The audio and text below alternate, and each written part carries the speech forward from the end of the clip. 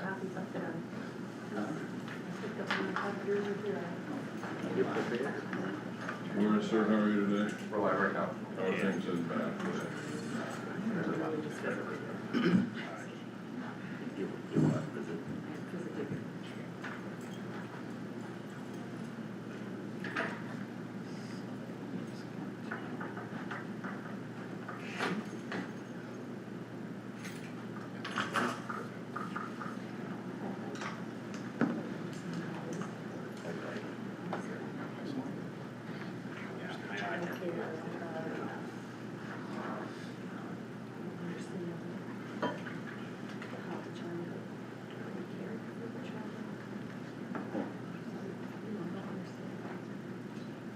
Santa Claus, you're looking at, Can we two next month? that goes by fast. Like, So is that what school district are you? Software. Oh, so Yeah. Yep, go right there. very good.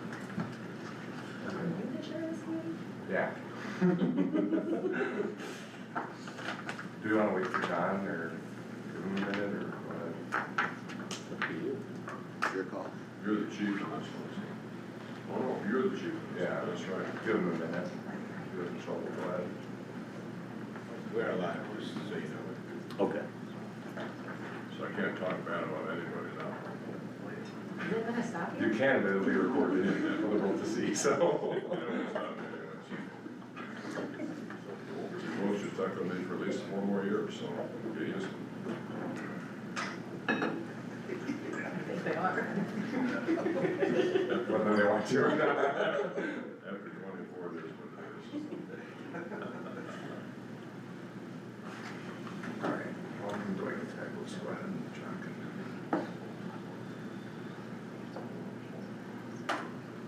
Should wait. Wednesday, Thursday. Yeah. Wake Tech will get going.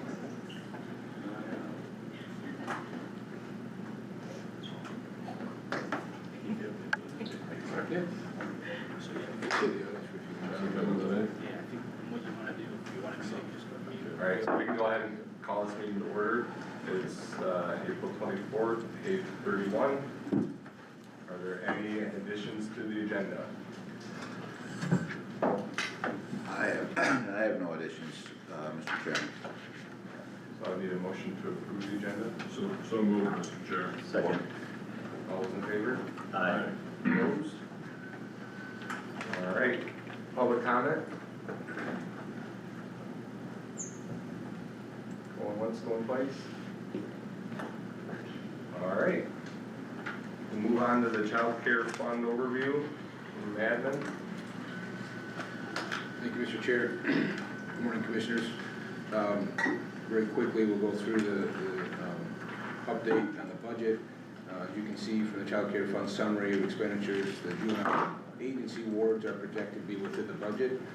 However, the juvenile DHHS state wards currently projected to be over budget by $24,155. That, when I say projected, meaning towards the end of at the end of the year. Also, DHS court wards towards the bottom, the one that's budgeted at $73,000. That's currently projected to be over by $100,055. The rest of the items are currently on track to be on budget. Overall budget, if it were to end today, would be projected at $99,210 over budget. It's all dependent upon, obviously, how many youth juveniles are end up throughout the year being placed and those expenses associated with them. Unless there's questions for us, certainly our friends from DHHS can give more detail on that.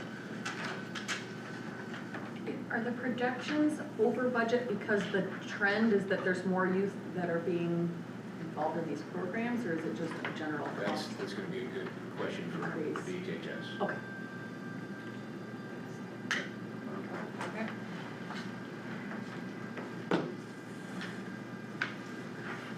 Good morning, I'm Rebecca Anderson from Department of Health and Human Services. Typically, our director, Stacy Huffstallen, is also present at these, however, she had a conflict today. So it's on. I can't, it should be green. It is green. Okay. Usually people don't have a hard time hearing me, so that surprises me. try to speak up. Thank you. So he stole my thunder as far as our over projections, but you had some specific questions about what that looks like? Yeah, so related to, the trends that we're seeing, I don't know that we necessarily have more children in care that we're providing care for. I think that what we are seeing, definitely in Clinton County and also in the other county I oversee, Eaton County, is that we are getting higher needs youth. So when we are getting higher needs youth with significant emotional impairments and juvenile behaviors, finding a community foster placement or even a relative placement is almost not an option. Not to say that we don't look.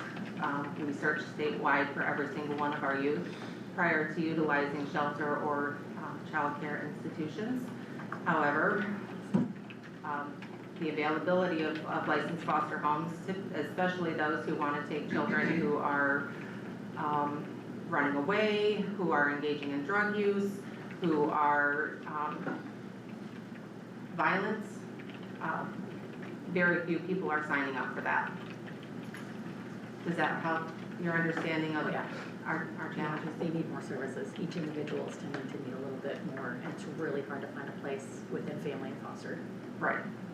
So we have far more children in child caring institutions, also called TCIs, than what we'd like to see. Those do tend to be extremely expensive because it's 24-hour supervision and monitoring and multiple staff. Many of our children, even in that setting, will require a one-to-one where they have to have staff with them all the time. Mr. Chair, Rebecca, bear with me.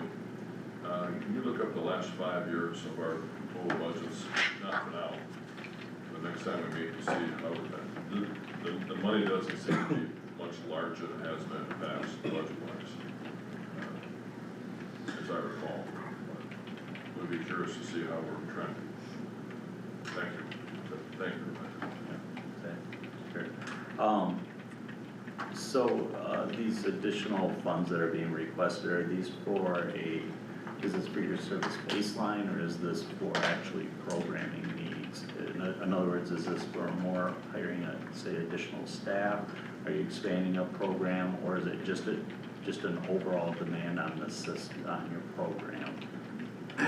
Because I guess my question is that when you initially done these projections, and now we see this variance, where was your projections? Where are you finding that gap between what you forecasted and today? We are not requesting or recommending additional funding at this time. Again, this is a projection based on the current level of Yeah, I activity, want to so- understand. Oh, the variance. I misunderstood your question then. Yeah, of the variance there. So my understanding of one of your questions is, where does this money go? All of it goes to treatment, all of it goes to placement. The county dollars that we utilize, it's 100% goes to the youth and their placement needs and their treatment needs in those placements. None of it goes towards staffing for the state. The state 100% takes care of the staffing for the employees. Was there a Yep. second question I missed? Nope, that answered my question. Thank you. Pardon me, Rebecca, I'm trying to recall, is it your organization that we receive, is it 50% reimbursement? I don't recall. Let me ask the administration. Yes, based on, there is I'll call it a very complicated process regarding a chargeback that under the child care fund, the counties pay the cost, and then there is a credit that is charged back, which is 50% of that placement cost. So the net cost sharing for these types of placements is 50%. For sake of clarity, so the 1.7 and change, some portion of that will be credited to us? That's reflected, that's net of of that offset process. That's why we have some newer commissioners that didn't know that, so. Sure. So the 1.7 change reflects in the projection 50%. So it's more like 3.5 million, potentially. Correct. Okay. question. Are any changes to Medicaid gonna affect any of this from a coverage standpoint of these youth? Our the placements that our youth are in are not funded by Medicaid, so that won't impact the dollars for the placement fees. It may impact other parts of the community, if there's a change in our Medicaid. It puts a lot of dollars back into the community. Stacy is much more equipped to answer about Medicaid and food assistance and all of the things that brings back to the community. But it should not impact our youth, no. Based on your experience and knowledge, why would you venture to say that there's more intense youth services needed for those individuals? Why are we getting youth with higher needs? Yes. That's probably a larger systemic answer beyond just the department. There's likely a variety of reasons for that. I would only be speculating to propose any of them. Are you able to say maybe the top 3 reasons why people, I could speculate on that. I wouldn't have any data. if you would just speculate? I think that in general, I think that a lot of these youth have touched a lot of systems throughout their lives. CPS, mental health, law enforcement, and I think that at the end of the day, it falls on abuse and neglect it turns into an abuse and neglect, and it kind of stops with us. Once it's abuse and neglect, we don't really have an option to say we're not gonna, proceed. But, I think that overall, there's been a change in the population. I mean, this is all very, very speculative. I hesitate to even say any of it. I just think, I've seen a significant change even since COVID, in the interactions that people have, the interactions that parents are having with their kids. In general, I think even parents of children who aren't suffering from significant issues are not as involved as they could be, should be, or have been. I think the schools would probably agree to that as well. That's as far as I could really speculate. I'm sure you had a definite answer. You'd be paid lots of money by lots of people. But I probably wouldn't be working for DHS. But I was just trying to get an idea from the ground view of what's going on. Thank you. And you just reiterated that this isn't unique to Clinton County, you're seeing this pattern? Yes, I'm seeing it in Eaton County where I also work, and I'm seeing it, I'm hearing from my peers and discussions with my peers, we're seeing it across the state. People just aren't engaged as much. I mean, maybe it's the technology, maybe it's the red dye. I don't know. Any other questions at all? Just a real quick one. Would any of the opioid settlement funds, I know that we just had a RFP time closed, but maybe in the future if we continue to see, from a drug and mental health standpoint, maybe some of those dollars could be captured with that in the future. Applying for our grants through the county to handle sort of some of the drug and. I don't know that could be used necessarily for placement, but certainly for resources and other services. That's the other side, okay. Excellent suggestion. Any other questions? All right. Thank you. Okay. Thank you. All right, next we're on to the juvenile court update from Jennifer Richards. Your company?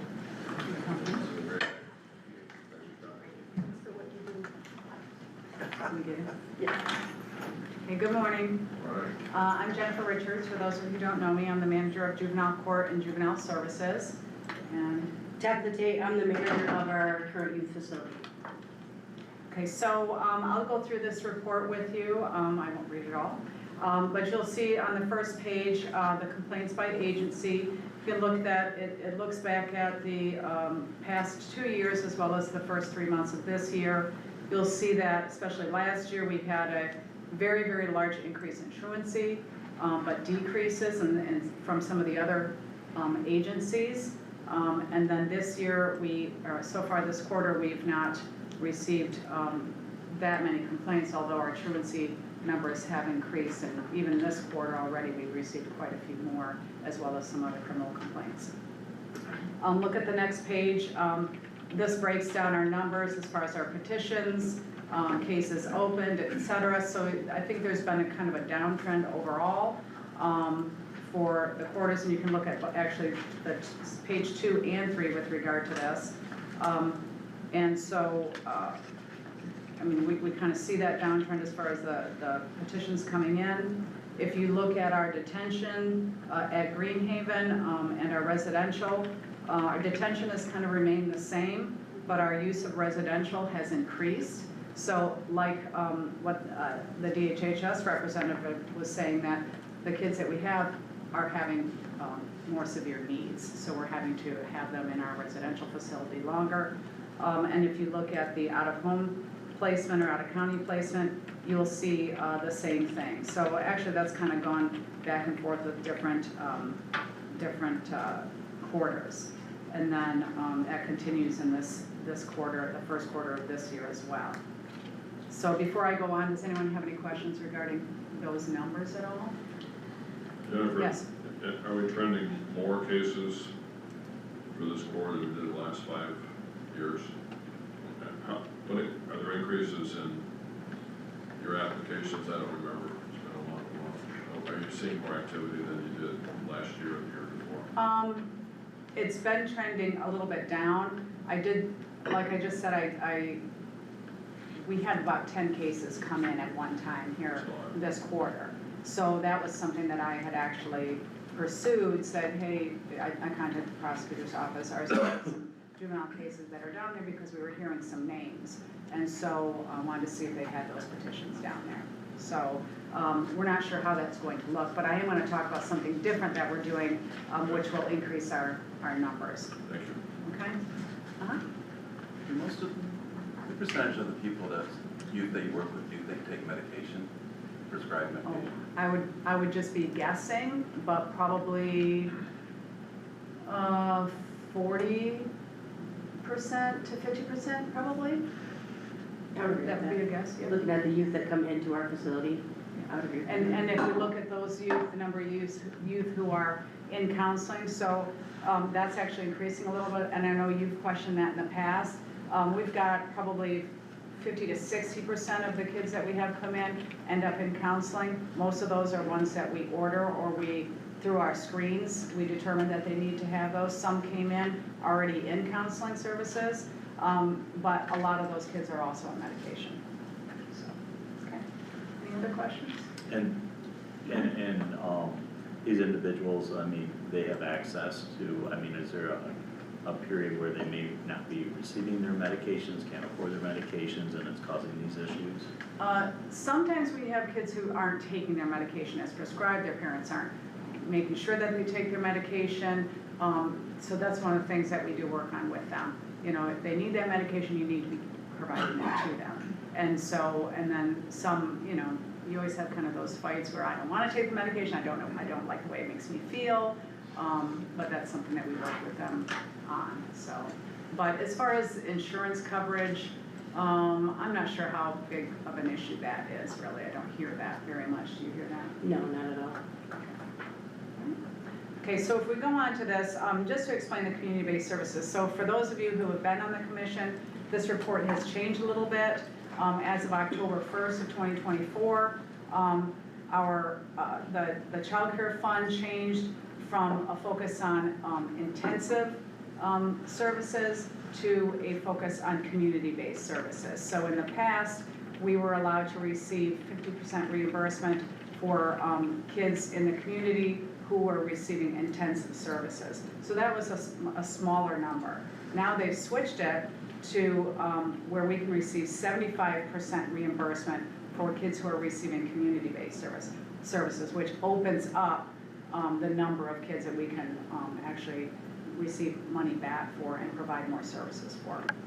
As part of that, though, we are required to provide evidence-based services and research-based services and practices for the kids, which is fantastic for us. So it's, so you'll see that actually the amount of money that we're receiving now is going to keep going up.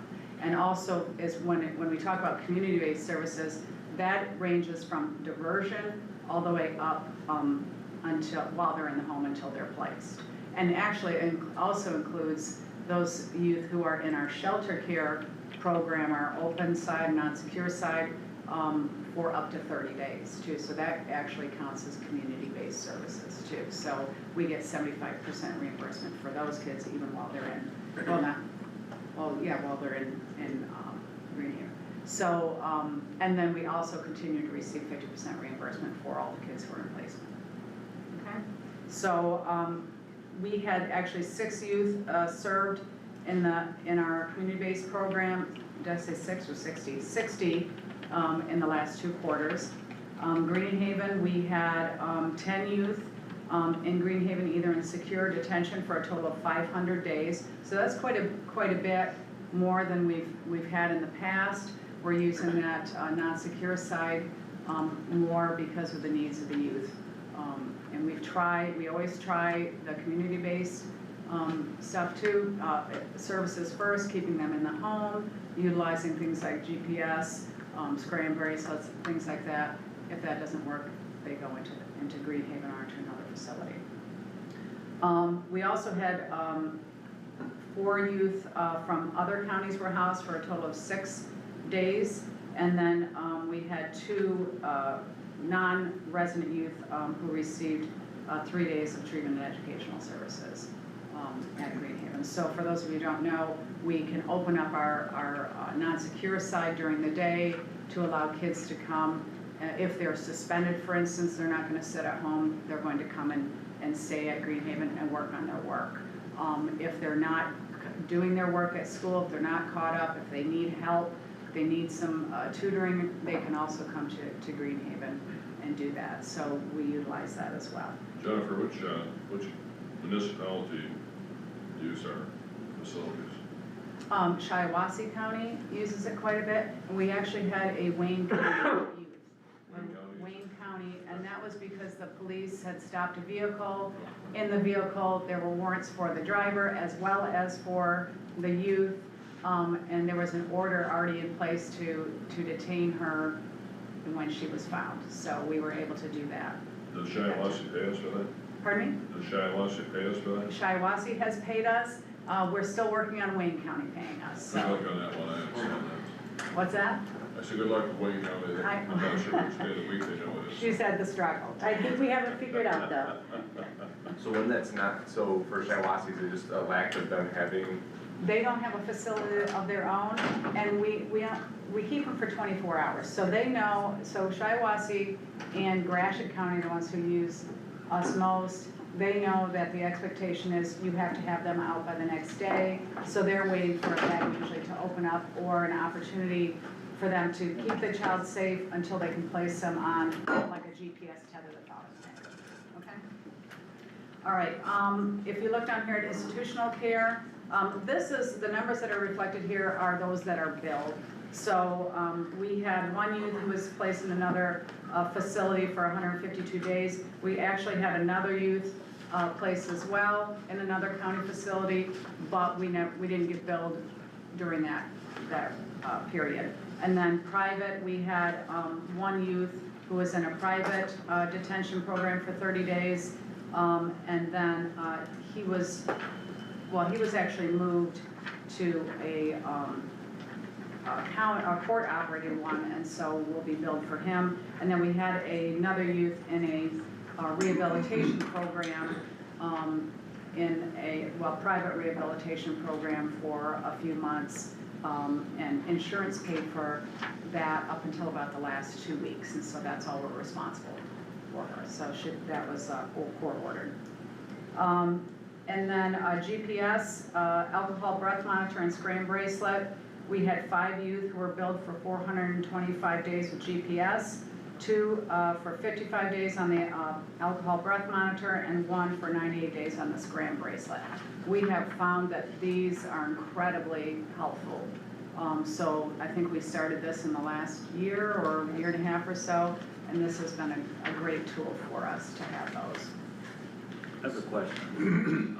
So when you're monitoring with the Scram and the GPS tether, and you find that, the individual either broke their, whatever they agreed to, who tracks that? How is that tracked? How is that followed up with the individual? We have a software system that we utilize, so that the company that we use, we're able to get alerts on the youth, and then if they are violating, they may end up in Greenhaven and or another facility, which is part of And what somebody happened. here in the county monitors that? Yes, Okay. yes, the worker who's assigned monitors that.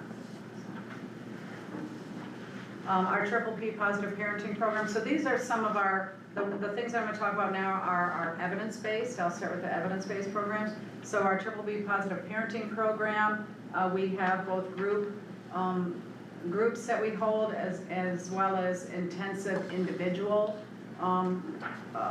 programming that we have for this. We had one set of parents participate in the intensive program. No discussion groups were held during this.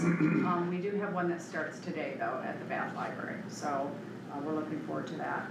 Interactive journaling is something new that we started after we were able to receive the funding through the Child Care Fund. We contract with a company called the Change Companies, and this is evidence-based programming. It's basically structured journals that we can provide to them. What happens is in our county, we have limited resources. And even the groups that we hold, we don't always have a lot of kids for them. So to hold a group for 2 kids is not going to be very effective. And so what this allows us to do is to have them still work on things. And you can see some of the topics that they have here. What got me here, handling difficult feelings, relationships and communication, family, responsible behavior, etc. It allows them to work on those things in a structured, using structured materials, and then our staff are all trained to facilitate discussions, activities, and you utilize this in a group. Yes, we utilize it daily, and it has proven to be great when we have individual youth there, because there's times where we just have one youth, but when we have multiple youth as well, we try to get them to work on the same topic. Example, the last topic we did, it kind of focused around making positive friendships and relationships and anti-bullying, and all the kids engaged. Like it's actually pretty great. It's a good tool for us to have. Yeah, this has been really, really positive addition to the tools that we have. The kids enjoy it, and for some kids, they have anxiety, they don't like to be in a group setting, and this works really well for them to still be able to talk about those feelings, put it down in writing, and also talk about it with the worker that they have. We've actually had some cases where kids will ask for additional journals. Even though they've completed the ones that the worker thought were appropriate, they ask for other things because they enjoy it so much. So that's been really nice. Just one thing on that.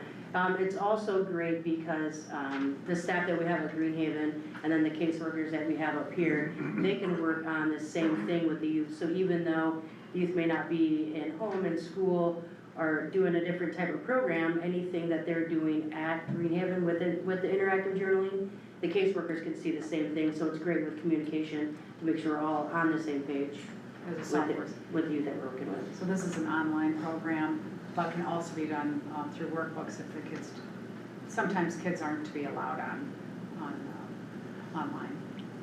With the smaller numbers, do you ever participate in larger groups that are like online, group therapy, so they can sort of hear other people's perspectives, or is that? The kids are often involved in counseling, and sometimes they do that online.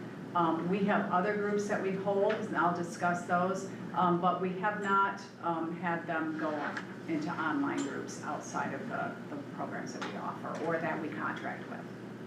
Okay. So we had, because we just started this in the last quarter, we had 4 youth participate last quarter, 6 youth participate this quarter. And I referee and do the consent hearings, so I often will put this in the agreement, so. Prime for Life is a evidence-based program. We partner with Wellness INX out of Lansing to provide groups for youth who have a history of alcohol or cannabis use. And it helps them to really look at what are the risks associated with the use of those substances and really looking at their individual risks as well, not just general risks. So what is their family history? What is it in their life?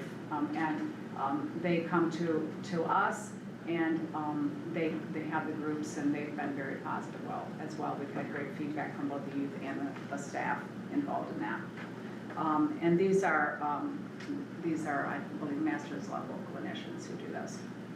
We have our YES program, which is our summer program, Youth Empowered to Succeed. And we use the Y-TRI curriculum, which is an evidence-based curriculum. It's basically social emotional learning. And it's an intensive program that we do during the summer. 2 days a week, we do activities, because we have a PowerPoint that uses analogies, like, I'm trying to think of how to explain it, pictures, and then there's a lot of discussion. We use activities, then we also go on field trips, and we send the kids to camp as well. So we're really looking forward to that again this summer. And then some other research-based activities that we do. We have our Victim Community Awareness Program. We use the curriculum Victim Community Awareness Program and Orientation for Juveniles. We had one group held and 5 youth had attended. So that's only for youth with criminal charges, not for youth who are on truancy. And also some criminal charges, we don't have those youth go in. So if they have a sex offense, they don't go into the victim program. We work with them in other ways.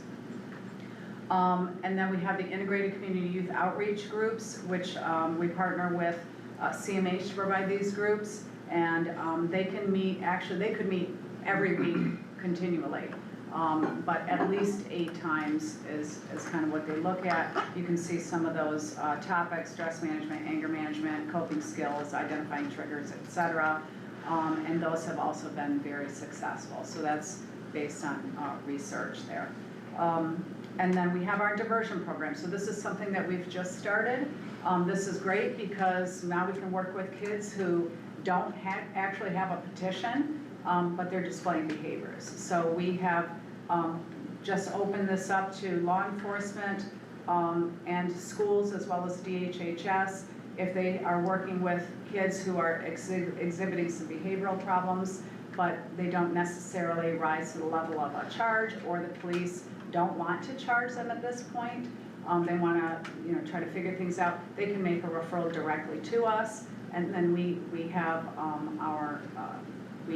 CMH complete mental health screens as well as risk needs screens on all those kids, which helps us to determine how we can develop a plan to work with them. So we've received about 6 referrals right now. It is voluntary, so they'll tell the school, the police officer, oh yeah, we're 100% in, and then when the worker tries to reach them, they don't respond. So we're still working on that and trying to iron that out. But that's something that we're excited about because we can get reimbursed. These kids can go into the programs that we have, into the groups, and yet not have a criminal charge on the record.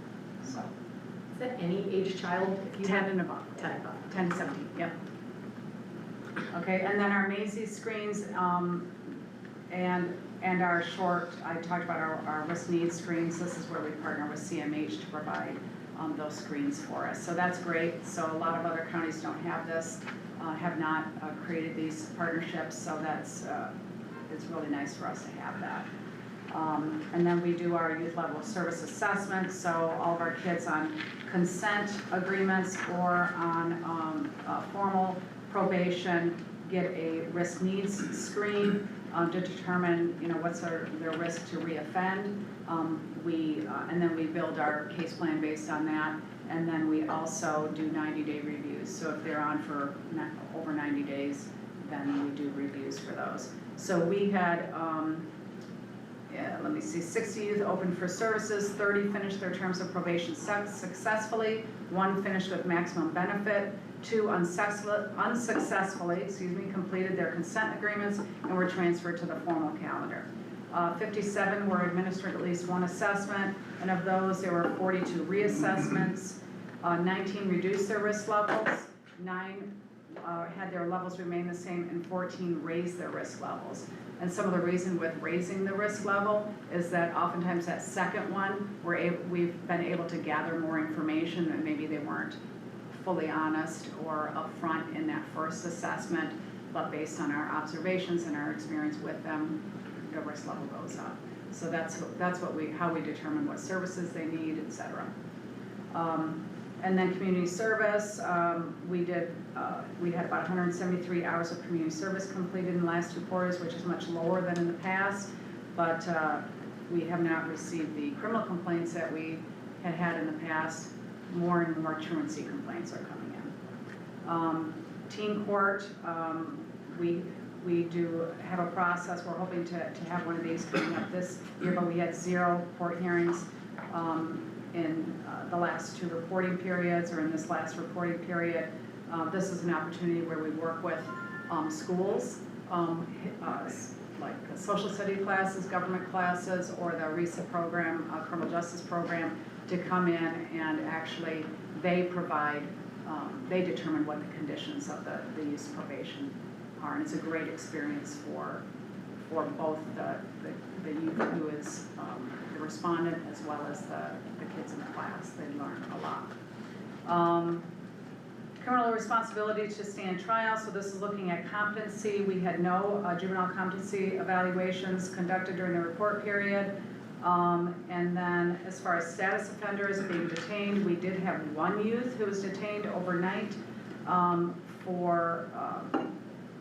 she was placed on a consent, or she was on for truancy, I believe, ran away, and so in order for us to be able to keep her safe, we kept her in detention overnight until we could get a GPS tether on her. So that is allowable, but it was just overnight. None were detained in another county's facility. We collected $10,173 worth of restitution. We had 34 youth who received counseling. And then just some of the trends and updates. I talked about the juvenile justice reform already. I will say that we have still yet to receive the Child Care Fund handbook. So we don't know the rules, but we're trying. And then also have not received our quality assurance guidelines. So we're required to have a quality assurance specialist as well. Our intent is to contract with a professor out of MSU, but they will not commit to a contract until they're able to see the actual requirements of the state. So we're still waiting on that. And then we continue to have the critical lack of beds in Michigan. In fact, I will tell you, and I meant to say this earlier, one of the youth that we've had in detention for a few months, we are looking at placing him out of state in a facility. We do not have a facility here in this state to address his needs, and we have had to look outside of the state. It's been a struggle trying to get him to even interview, but he's finally done that, has been cooperative, and we believe we have a facility that has accepted him. So our that's going to go up then. We have not had a youth placed in an out-of-county facility in, I don't know, well over 10 years. So what was that? It's going to cost quite a bit. It's I believe 500 something a day is what the rate is for that. That's the closest one that we could find in South Bend, and so that is something we've tried to avoid. We can't, his needs are too great. So, and then the set aside, we continue to pull those lists and send those to law enforcement. So, any questions? I'll promise not to be that long in the future, but I thought there would be a lot of questions otherwise. A couple weeks ago, we attended the legislative conference downtown Lansing, several commissioners from across Michigan. And one of the topics there was juvenile justice and the reform that's going on. As far as Greenhaven goes and the adequacy of that to house our juveniles, regardless of where these juveniles say they're sophomore in high school, they go to California spring break, get into trouble, they automatically come back to Michigan because they're a minor, so they have to be, I guess, tried or in the court system here in Michigan, they come over to Michigan. Right, it's where they reside, yes. Yes, alright, so, as far as, you know, lack of beds and things and Greenhaven, is that facility adequate to house what we're seeing in Clinton County for our youth? Because the studies that I have read is if you intervene early in these youth lives, as opposed to when they're an adult and get them, it's, number one, from a taxpayer standpoint, it's much more efficient and more cost effective to intervene early, obviously, than later in their lives, but to get them back on the right track, give them the tools they need to be successful. And, you know, most of these, probably these individuals, it sounds like they also stay in the community, they don't move out, they stay within the community. But my question to you is Greenhaven, is that facility adequate with bed, structure, the integrity of it, you know, is it open, is it efficient? Well, the way that Greenhaven works now, and you can jump in at any time. So we have 2 secure detention cells in Greenhaven, but those are limited because they're actual cells and the youth don't come out of there. So we can only keep them up to 48 hours in there. And so on the other side of Greenhaven, we have our shelter facility, or non-secure facility. So that has been extremely useful for the kids who have, you know, moderate behaviors, who aren't physically aggressive. If you've got a youth who is physically aggressive, who is violent, we are not equipped to deal with that. Staffing-wise, facility-wise, that's not what we're there for. But we are able to reach quite a few kids and make a big impact with that non-secure side for certain individuals. For the ones that we, if you've got somebody who's a flight risk, if you have somebody who's very aggressive, that is not the place for them. So that's why we have to look outside to other facilities, because we don't have that. Also, with Greenhaven non-secure side, that is community-based. So our kids still go to their own school, they go to their own counselor, they go to their own doctor, and so that's what's great about that facility, because they don't have to switch all that stuff up. So it's been very useful. But when you look at other facilities, they may have then their own teachers on staff, they have their own, maybe their own nurse on staff, you know, all those things, and that's not what we have here. So those facilities become much bigger and there's much more cost involved with those.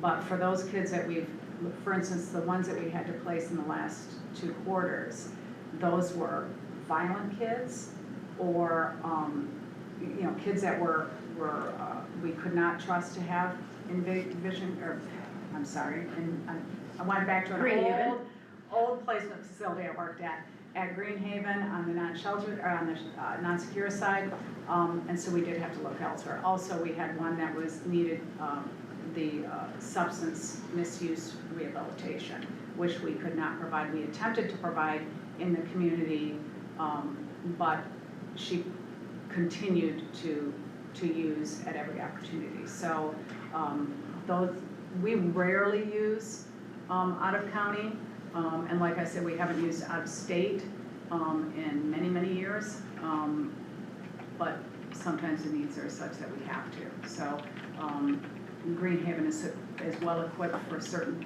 youth, but not for others. A couple, just simple yes or no questions for the most part. What's the youngest age that you would work with? 10. 10? And I may have asked this before, but I don't remember. Do you use the parks as part of your field trips, treatment, or anything to Clinton County Parks? Sometimes we do, yes.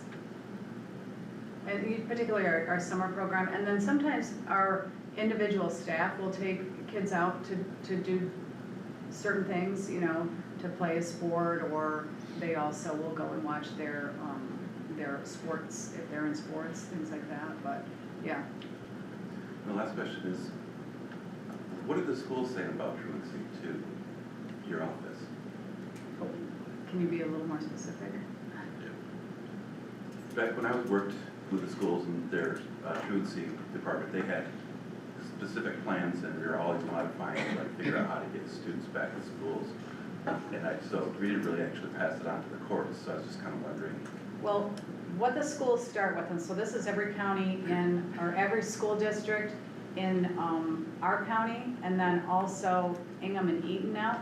CMH works with all the schools. They do screens, they do the mental health screens, so when they start displaying, some truancy or start displaying some behavioral problems, they can actually make a referral to them in order to engage services. They can make referrals, can get them started and expedite their counseling if that's what's needed.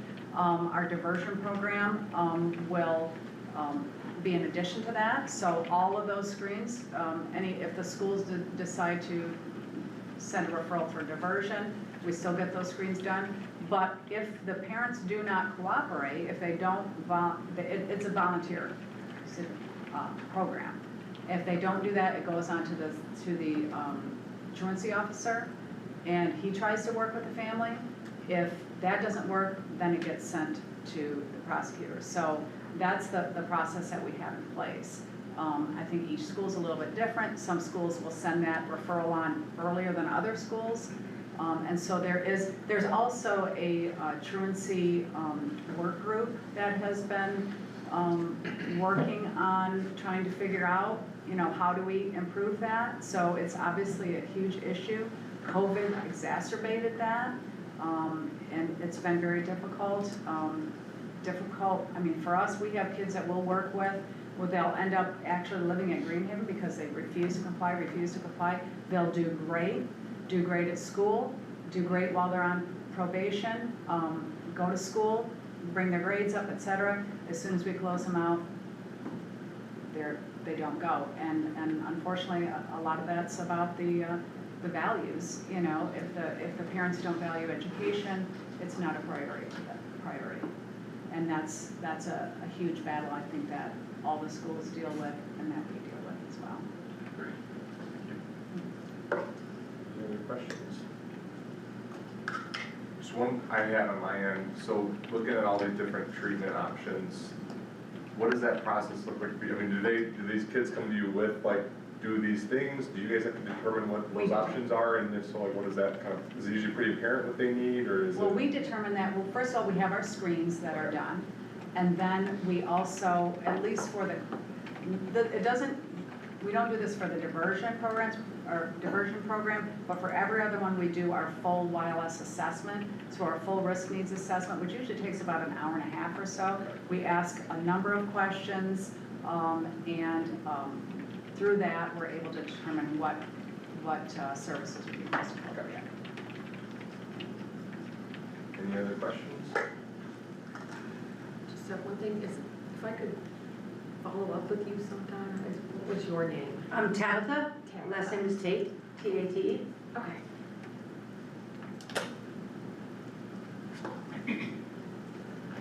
Yeah. Any other questions? All right, thank you. Thanks, have a good day. Thank you. Thanks for what you do. Thank you. Any commissioner comments? Any other business? Besides ways and means. Yeah, yeah. All right, so I need a motion to adjourn this committee meeting. All those in favor? Opposed? All right, public safety is done. We take a couple minutes break, whoever's up to Yeah. 3 minutes.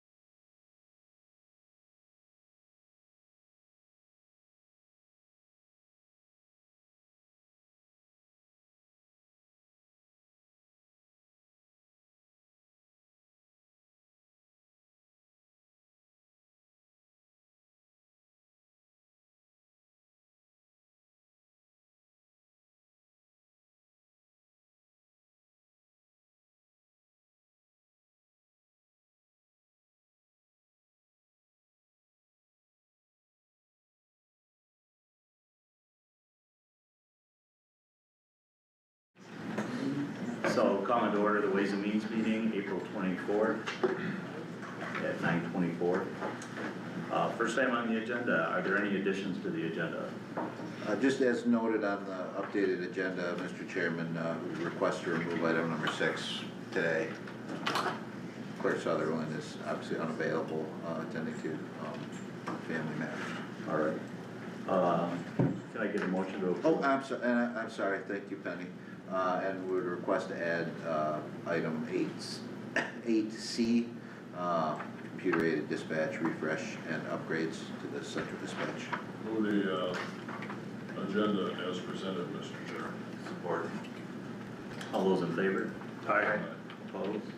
I'm sorry, as amended. Yeah, as amended, I knew what you meant. All Thank right. you. All right, at this time, we will hear limited public comments. If you have anything you wish to address the board, please come forward, state your name and address.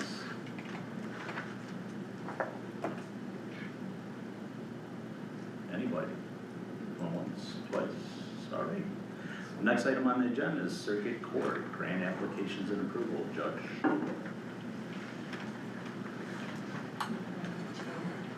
Good morning. I have my entourage with me today, so. So, good morning, first of all, thank you for having us.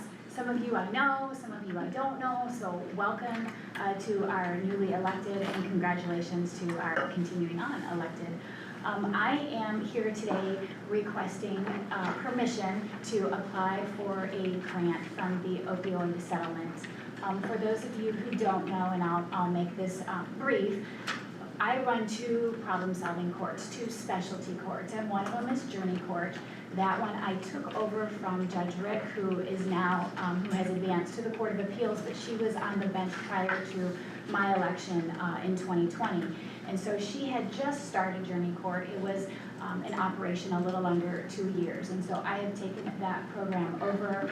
And so what that is a specialty court for felonies, for criminal defendants who have felonies, who they have a substance abuse disorder that has likely lended to the contribution of them appearing in front of me for criminal matters. In Michigan, we are required, we being trial court judges, we are required to look at other options when we are sentencing criminal defendants besides the punitive option, which is jail, prison, incarceration. We're required to look at some other options because those options don't work for everyone. This option doesn't work for everyone, but it does work for some, and so that's what we're here to do, is try to intervene and assist, so that way hopefully the recidivism cuts down. So Journey Court is in operation, and it has been now since I think 2018, and we're looking to try to expand. I have Tia Ware with me today. She's my program coordinator, but in all reality, she's everything to me for this program. We're running a part-time program. The need is more than part-time. It is a full-time and then some.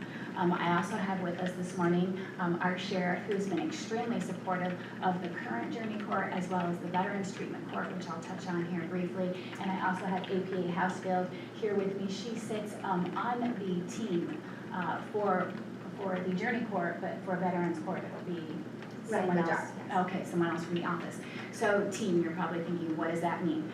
So with problem-solving courts, the participants, we don't use the word defendants, but the defendants, the participants, they, I think to sort of give a visual, this is a very intensive wraparound approach.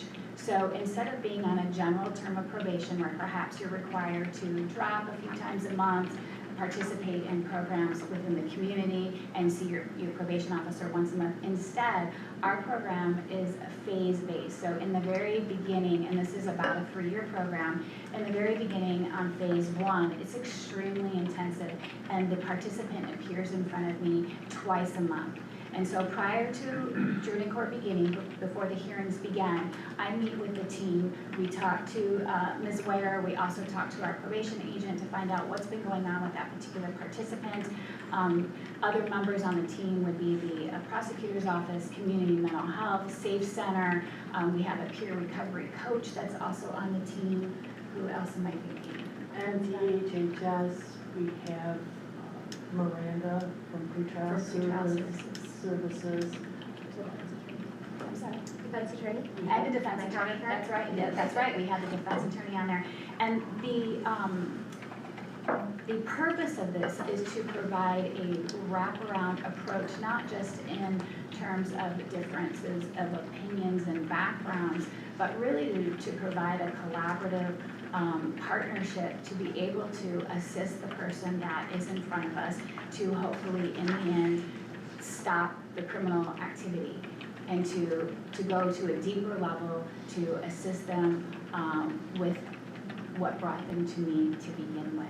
And when you talk about dollars and cents, that then helps our community, keeps our community safe. I don't have somebody out there continuing to break the law, and then that saves our community money. And then in addition, just to highlight a couple of our graduates from the past, some of the individuals that have been in front of me are involved in other court systems besides my own. So if you might find that person is involved with Child Protective Services, maybe they've had their children removed from them, maybe their children are under the auspice of a guardianship with a family member. And so when that person is receiving the treatment and this overall help, then those other things start to fall away. Some of those barriers start to fall away. Now we're looking at not just completing our GED, but now we're in college. Now we're not just looking at having an apartment, but we're actually having a budget and we're trying to purchase a home. So the participants, when the program works, when the participants are walking away, it's much more than just not committing any more criminal activity. Veterans Treatment Court. So all of these programs are very near and dear to my heart. Veterans on a personal level are very near and dear to my heart. I come from a long line of military, and I have seen firsthand where when the challenges have not been addressed, how there can be a trickle-down approach, or excuse me, a trickle-down fallout of problems. The difference with our Veterans Treatment Court versus the Journey Court, my felony court, number one, I am able to take felonies and misdemeanors. I am so pleased about this because my thought is if I can if we can step into someone's life at the misdemeanor level and that felony never happens, why not? The other, more of the monetary reason behind that is when someone is underneath the Veterans Treatment Grant, and I'll talk about that in a moment, they have the ability to access funds that you can't when you're under my regular treatment court. And so that is a benefit to being able to have our grant that we have. So we currently operate now under grants that are issued by our Supreme Court Administrator's Office. So my Journey Court has a grant for that, and my Veterans Treatment Court has a grant for that. Journey Court, as I've told you, it's in operation and it has been for a while. We are wanting to expand that. And there is an expectation at the Supreme Court Administrator's Office that we start to look to other avenues besides just them. If I wanted to just stay where we were, if I didn't want to expand, if I didn't want to grow, if I didn't want to reach more people, okay, maybe. But that's not me and that's not my philosophy. I see other defendants in front of me all the time that could benefit, but the truth is there's only so much money, and you know, I have an obligation to the participants who are already in the program and try to stretch farther than what we can financially. Veterans Treatment Court, we also have a grant. The grant that we received, and Ms. Ware can talk more about that, is more of a starting grant. So we are, I believe now, we are, with the exception of having our mentors put in place, we are at a point now where we can be operational. So we don't have participants yet. However, we've already had some referrals come in that we weren't able to take because we weren't operational. And so we are looking to apply for a grant now to help us boost and come up with some different incentives, so our programs are incentive-based, meaning, I mean, it's almost as if, you know, you're a parent. So when I have someone in front of me, obviously there's sanctions if they're violating the program, and I have to address that. But it's also incentive-based, and incentives can be words from me, which I've learned that actually my words to a participant goes very far, so that can be an incentive. I've given them the gift of time, which I think Mr. Fuentes, I know he was in our graduation. I think you were sitting in there when we had our graduation, of which I've extended invitations to you, and I will continue to do that every time I have a graduation. I welcome you to come to my court during a regular court session or during my problem-solving court session. I think when you see what we're doing, then you might have a better understanding, so please know you're welcome anytime. But I gave the gift of time, and I have two participants that basically said to me, with all due respect, Judge, thank you for that gift, I appreciate it, I appreciate that you recognize the work that I'm doing, but I would like to keep coming back. And my gift of time was, instead of coming in front of me twice a month, I'm going to let you make the decision, and if you would like to take that back to once a month, you have earned that. And I was greeted with a thank you, but I still want to come twice a month. I appreciate the support and the accountability that you're offering, and I'm not quite ready to have that gift, but thank you. And I think that hopefully demonstrates to you the value of the program. I feel like I'm rambling, and I'm sorry. These programs are so near and dear to my heart, and just, there's so much that I do every day on the bench, and this is one of my most favorite things to do. Not that it's not hard. We have hard times. There are struggles. I get to know these participants on a very personal level, which is very different than the regular criminal defendants that appear in front of me. But with that said, I don't know if anyone has questions for me right now. If not, I would turn it over to Ms. Your Honor, can I Ware. ask you a question? Yes, go right ahead, Commissioner. Either Administrator Ware or yourself, Your Honor, what's the total ask for these two programs, $140,000? And from our administrator, does this come from our opioid settlement dollars? Well, thank you, Commissioner. This is somewhat of a unique process. County grants policy requires the judiciary or the elected officials or department heads to come and seek permission to apply for grants, which is why the court is here this morning. And separately, you've created the opioid task force that will be evaluating proposals through a RFP process that you approved for consideration. So this request is going to the opioid task force, which ultimately would come back here for your consideration. So hopefully the long-winded answer to your question, yes, the request is for these programs to be funded as part of the opioid settlement grant process that the county established. Thank you. And Your Honor, we go back a long ways, you and I fully endorse these programs. They've been highly successful. And I'm all for your proposal. If the mechanism works and the money comes to you, whatever Administrator Ware is gonna tell me, will that, we have to find other sources of revenue thereafter to continue to support the additional staff?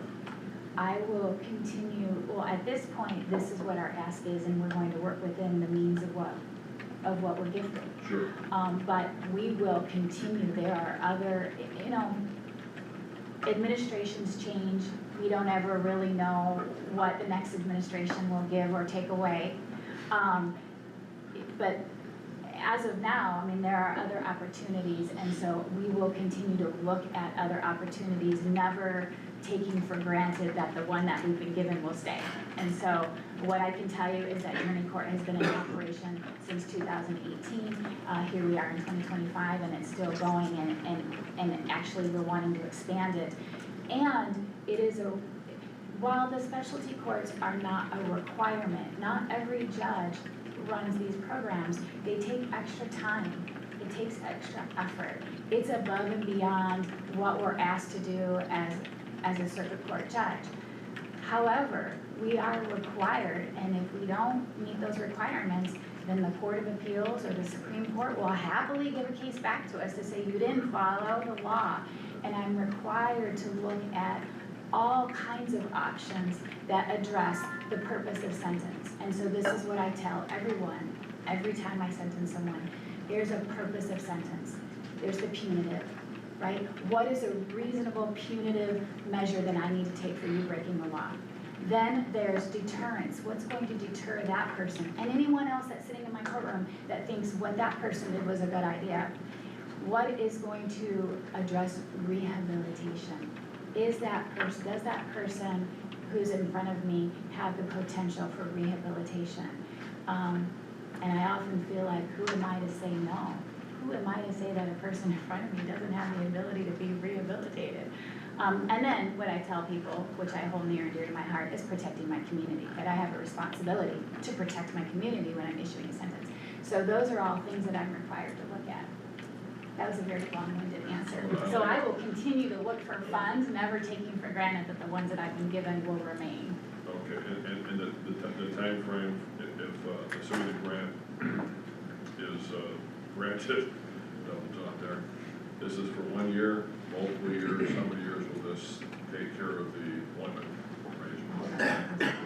The grants that will be recommended ultimately to the board are for annual grant funding. So to answer your question, in addition to what the judge said, obviously this creates additional staffing, so that would be an ongoing continued request, or the expectation would be that they would continue to request funding through the settlement funds that are available in the ongoing future.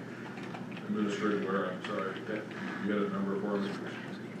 The total amount we would be asking for the first round of opioid funding would be $140,820.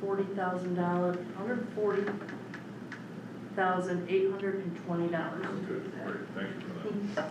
Man, Your Honor, if I can add to what you're saying from a corporate perspective, everything you said is wonderful, I agree with it. We are also keep people out of our jail. That is really our primary focus. This program is people who qualify based upon what Your Honor is saying to us.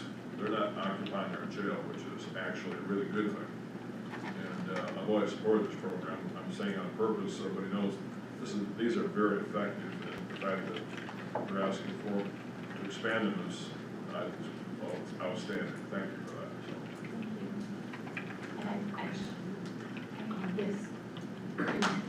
For the RFP, was it, is the first one addressing services from July 1st of this year all the way through the end of 26, meaning when people put their request in, is it a year and a half worth of service for this The first? initial grant cycle is intended to be 18 months, so that it will become then, beyond that, it will be an annual grant cycle, which corresponds with the county's fiscal year. So this 140, would that be for 18 months? That is correct. Okay. Mr. Administrator, how much money are we going to get from the opioid settlement? Current projections, based on the settlements that are in place, is approximately $3.8 million over 18 years. Some of the settlements, some of the settlements have already been reached, and some of those defendants in those lawsuits have made multiple years of payments towards those. So there is, we being administration worked with the opioid task force to develop a sustainable grant amount, because there is uncertainty as to the cash flows and the receipt of those settlement dollars. And I believe, Mr. Campbell, I think our projection is 180,000 thereabouts, is over the next 18 years will be sustainable and also allow for some inflationary increases in programs that are funded. That's $180,000 a year for the next how many years? 18. Okay, great. Well, excuse me, 15, because the first year we did not get the programs in place. So we have the funding. Correct. Okay. that, So in your opinion then, with the existence of the Journey Court and the Veteran Court, like how does that impact recidivism rates? Like, do you feel like that, these keep your other courts with less traffic, or, I guess, what are your thoughts on, feelings on that? Absolutely, so, what's our total numbers that we have? This is my number for So during the entirety of Journey Court, we have only had one participant during these years, show any recidivism, during that time. We have had, under Judge Schlegel's jurisdiction of Journey Court, we have had 2 unsuccessful discharges from the program. One of those being the recidivism case, and one of them was just not showing success in the program and was continuing to use and had become a danger to not only herself but the community. So she was discharged and sentenced to, as you'll see. That was a total number of how many people are in the program? Currently, we have 5 in our program that are active. We've had, I believe it is 17 total during the duration of Journey Court. Great. We run at a total of 8 participants active at one time. Our total capacity allowed right now is 15. And it's the funding that we kind of cap out at the ability to supervise them. When we get up to that 7 or 8 active participants, these people see me during the first 6 to 8 months at a minimum of 3 to 4 times a week, in addition to seeing Judge twice a month. So there is a lot of time and energy involved in making sure that our participants are complying with the program and receiving the treatments that they need and deserve during this program. So 15 were successful, not in our jail. Correct. Okay. If I can say something, the one person that's recidivism person, every cop in the county knows her. So, yeah, I give the court credit for trying with her, but she is something else. So, other than that, it's amazing the change I've seen in people in the 3 years I've sat on Journey Court. I always tell the judges made me a softie. Because before I was part of this, I was like, okay, they've screwed up, they need to do their time. We need to reduce behavior. But it's just amazing the turnaround, some of these ladies that are in the program especially, it's just amazing how they've turned their life around and became productive members of society. So I'm all in on this program, and as a veteran, I'm all in on the veterans program as well. Thank you. And if I may just say briefly too, some of our participants have gone on to be active community members on boards and just do amazing things. It's amazing to me. But one of the things that I also think is amazing is when they come in and our team is sitting there, and then the person comes up to the podium, and in Veterans Treatment Court, the person will have a mentor. That's a requirement, a mentor that is a veteran. So each participant has their own mentor. So they come up to the podium, and then we engage in conversation, and I will ask other team members, does anyone want to contribute to this conversation that we're having? But it is interesting because in the very beginning, when Sheriff's sitting there and they're just, my participant is just kind of eyeing them a little bit, like this is really awkward. And then by the end, he has assisted and facilitated with employment. There's just so many things that he's done, and to see them hug or whatever at graduation, it helps restore the view and opinion of law enforcement as well. And so it's just a bridging of a gap that starts off like this, and by the end it's just very different. And I think that that's a positive thing, and I'm very blessed, thank you, to have the support of the sheriff as well as our APA. She went to a training, and I think that caused you to see things through a different lens. Absolutely. I was hired in specifically to be the drug prosecutor. I was a drug specialty prosecutor in Ingham, highlighting mid and high-level drug traffickers. To go from working with drug traffickers and looking on those long-term prison sentences and how are we reducing drugs in our community, to sitting on a treatment court that takes a very different approach has been absolutely eye-opening. And I did say to Judge after she took me to this, I said, Judge, you know, I think there's a place for both. I think we can address, because these are two very different groups, somebody who's drug trafficking in the community and bringing drugs in versus a user who has substance use disorder and is at the flip side of that, who's being affected by the trafficker. And to show that we can balance out in the community, let's reduce the traffickers, let's get the drugs out of our community, and then let's address the needs of the people who have been affected so that they can go out into the community. When judges is the number of graduates who have turned around. We have one who started a Narcotics Anonymous group in the community. We have one who's doing work back in the jail.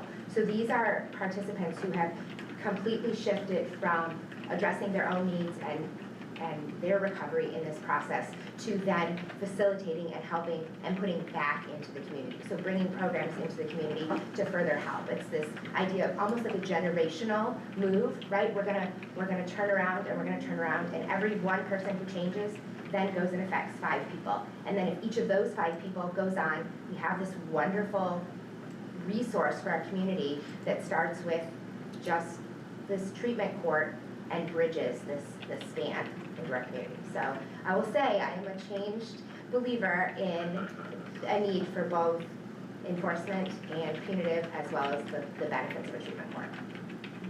Of course. And no one has asked, but how a participant comes to me, a referral can come from anyone. It can come from the prosecutor, it can come from someone in the treatment well, it could be the sheriff that picks up the phone and talks to you, and it could come from the defense attorney. Referrals come from all over the place. They are assessed, and then once the assessments are done, it's a team approach. And I look at sheriff and I always ask, what is your thought about this participant? And there has been a time where he has said, look, for a lot of reasons, this is not the right participant for the program, and I respect that he has understanding and knowledge of part of the community that I don't know about and I shouldn't know, and it's not proper for him to tell me, but I hold in high regard his opinion. And you know, he and our defense attorney, they have some friendly banter, but the respect is there. And so it is a collaborative approach as to who's accepted into the program. I'm not looking for numbers. I'm not looking to be able to say this is how many people I have in the program. I'm looking for people to be in the program that I think that this is going to help. So I don't know if anyone has any other questions for me. I would like to make a motion, but I don't know what the motion is. A motion would be appropriate to authorize the court to submit the requested grant applications for consideration by the task force. Okay, for Journey Court, we gotta do these separate. It doesn't have to be separate. Okay, then so this will be, do I have a motion to, for the grant application approvals? It's on here for both the Journey Court and Veterans Treatment Court. All those in favor indicate by saying aye. Aye. Opposed? Motion carries. All right. Well, thank you very much. Thank you for your time and for all of your service to our community. And again, the invitation is open. If you ever wanting to come to my courtroom, check with me first. I am a 2-county judge. It means I sit here and I also sit in Gratiot County half of the month. But please reach out to me. I'm happy to have any of you come and visit me and see what I do. Yes, Commissioner. Since you're Your Honor, as long as we're not there to be in front of you. You could be a member of the Journey Court. Jonathan DeWitt. Since you're also up in Gratiot County, is the same program up there or just Journey Court There County? is a drug court program that Judge Barkman runs, the felony drug court program. It's different than what mine is, and so she has that one up in Gratiot, and then I take care of Clinton County. I do have one participant though that came from my Gratiot County docket that court wasn't put in place at the time, and so she's actually getting ready to graduate our program here. She made the commitment to make the drive, and she's been doing what she needs to do. So, no, these are just for Clinton County. And you've mentioned the veterans one is just starting up? Yeah. Is there already participants ready to go or still looking for people? I actually have my first 2 assessments scheduled here before our team meeting next Tuesday. I do my first one tomorrow for Veterans Court, and then the other one, at the beginning of the week, next week. I will say that we are looking for veteran mentors, so if anybody knows anyone, please reach out, and I would be The guy down happy there to at the speak corner. with you. Well, you might be contacting. I am a veteran, but, I was just curious, so. Go ahead. I want to say that I appreciate and it brings me pride that you and your team have so much compassion for the people of Clinton County and their troubles that they're going through. My question though is, on the different committees that I work on through the county, I'm seeing that the social service agencies are threatened by losing a lot of funding. And I know that you said that it can vary from administration to administration, but I'm wondering if the courts are seeing that same potential loss of money that the other social service agencies are seeing. Well, and I know, I don't know if you want to address the funding. I mean, the grants that I'm currently working under, which I will always work under, is from our Supreme Court Administrator's Office. And so that's who governs these programs, who very strongly suggests that we should have these programs. I'm still seeing grant opportunities. We are trying to move forward in a slow manner, because I don't want to get to the point where we get this grant, we've done all these things, and now we don't have the grant anymore. So I've tried to take these in smaller increments and steps that make sense. So far, I mean, we did receive less than what we had wanted from the Supreme Court Administrator's Office, and that's when we had a conversation and said, it's time. I mean, clearly there's an expectation that I also look to other sources for assistance. So I haven't felt, we haven't felt a burden, but we're also keeping our eyes open just to make sure we don't end up in a situation that's problematic. So I don't know if that's answering your question. Yeah, I would add, recent trends, these are state appropriations to scale, and recent trends have not shown a decrease in those appropriations, but obviously, as the judge indicated, there has not been significant increases either, so competition for new or program expansions to increase funding is what we've seen to be unlikely. It's a stable, fixed amount rather than looking at reductions at least in the recent history has been the funding trend that I've seen. I did also just receive a target letter for grants for Journey Court for next year, and it was the slight increase in funding to maintain the program at its current rate. I always try to throw in more to see if we can get some additional funding for it. Sometimes we're increased a little bit, sometimes they remove a little bit. It depends on if we're able to spend that money during the grant cycle. I do expect that in moving from planning to operational with Veterans Court, that we will receive a slightly higher increase in our funding for next year, because part of their reasoning with the grant level last year was that we were only in planning status at that time. Does that answer your question? Yes, thank you. Okay. One more thing, could we get like a little write-up on what the requirements or what you would desire from a veteran mentor? So if like, we can reach out to our communities. I've got a lot of veterans in mind. Could I just email it to Penny and Would we, Yeah, that would be. great, yes, I can do that. we can absolutely do that. You probably already answered this, but is it only, like drug addiction or drug usage that they're in the courts, or is it other things too? No, it can be any charge that's nonviolent. Okay. So they do, for Journey Court, they do have to have some sort of history, identifiable history with substance use, opioid use disorder, and some trauma in that history. If people are struggling with substances though, we can find the trauma in there. And Veterans Court is the same, SUD, OUD, mental health as well in that. And are these all younger people, or is it across the board? So Any- people as old as me and as young as Dwight? Correct. across the board. And when I first took over Journey Court, it was a program that was just for females. And I think the vision was a little different at that time, not that it's wrong or right, it was just a different vision. And since that time, it has been expanded to include males because, surprise, surprise, we also have males in our community that have had trauma and have substance abuse disorders and find themselves with challenges. And then the Veterans Treatment Court will be male and female as well, felonies and misdemeanors. Okay. Thank you very much for what you do. Oh, thank you, I appreciate your time, thank you. You got Mark working hard today? What's that? You have Mark working hard today? Of course I do. Thank you all. Thank you. Thank you. And I need to go upstairs to that. Next up is Veterans Affairs update. Okay. Yeah, Mr. Chairman, I apologize, I'm going to have to cover this. Ms. Polkan is actually testifying right now in front of the legislature on this issue, so I told her to make sure to attend that rather than provide the committee an update.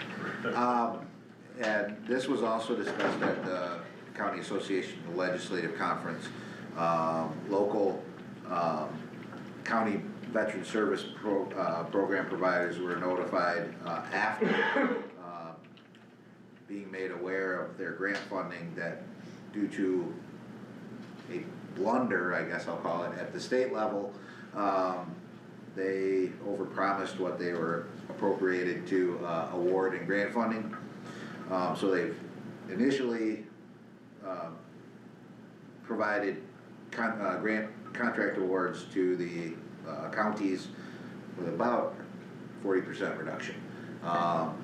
And the county's program and our contract that we were attempting to finalize with Ingham County was based on a certain level of grant funding. As indicated, the potential impact if the advocacy and legislative efforts do not result in additional funds being appropriated for this program would be approximately $27,000 reduction in funding available for what the county's contract for veteran services for county veterans with Ingham County will require a reduction in services. So obviously that is not the preference of the Veteran Service Department and Ingham County's service provision for Clinton County. Obviously they're advocating for an increase in appropriation to restore what was originally notified to those counties would be eligible for. If that is successful, obviously there would be no change in the agreement and or the provision for services. This is obviously to make the committee aware as well as depending on the result of those legislative efforts or advocacy efforts, there may be a potential need for consideration further in the year for potentially a reduction in services or increase in county appropriation to to provide funding for the contract as was originally contemplated. I would not recommend any action today. In terms of increasing the county funding, because that, in my opinion, would give the state reason not to consider an additional appropriation. I would rather continue on the advocacy and with the understanding or the expectation that if there is not an increase in the state appropriations, then the county would have to consider additional state funding. Senator Slotkin's office, I believe, is accepting requests for appropriations, and I don't know if we have officially. This is a problem.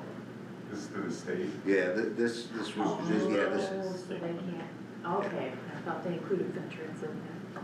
For these type of things, like if we wanna make a formal communication from the board at large to legislators on stuff like this? Is that something we vote on, or is that something we should? Actually, review, I or- was surprised that, Amy included that in the letter, because when she originally contacted, my office about this, situation, I worked with Chairman DeLong, and those letters have already been sent to, our legislative, contingent. But in larger answer to your question, yes, it would be appropriate for, the committee to take action, to recommend, support. We were uncertain as to the timing of when this might be resolved, so, rather than delay, as I said, I worked with, Chairman DeLong, and again, given the subject matter as well, given that this was all state funding and a veterans program, that I was fairly confident, no members of the board were interested in seeking a reduction in. So we initiated those advocacy efforts already. Thank you. And this would be something covered by Michigan Association of Counties anyway. Yeah, they are also working on it as well, sir, yes. Good.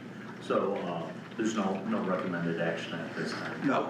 Well, thank you for the update. Sure. Moving on, next is Clinton County RISA Career Expo update, Pat Jackson. Good morning. Great. Pat, did you come out of retirement? Alright.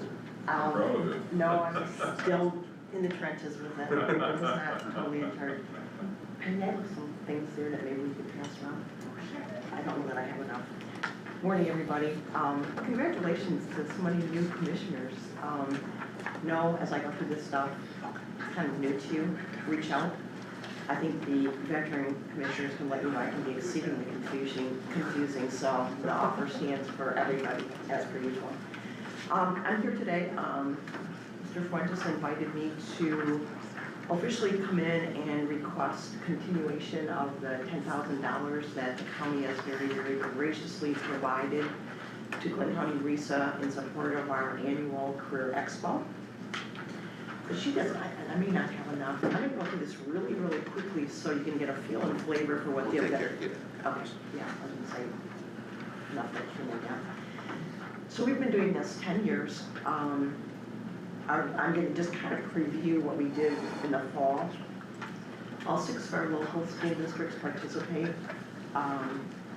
Not only do they participate, but every single 8th grader and 10th grader in the county attends. We have one session for our younger kids, and then the afternoon is for our sophomores.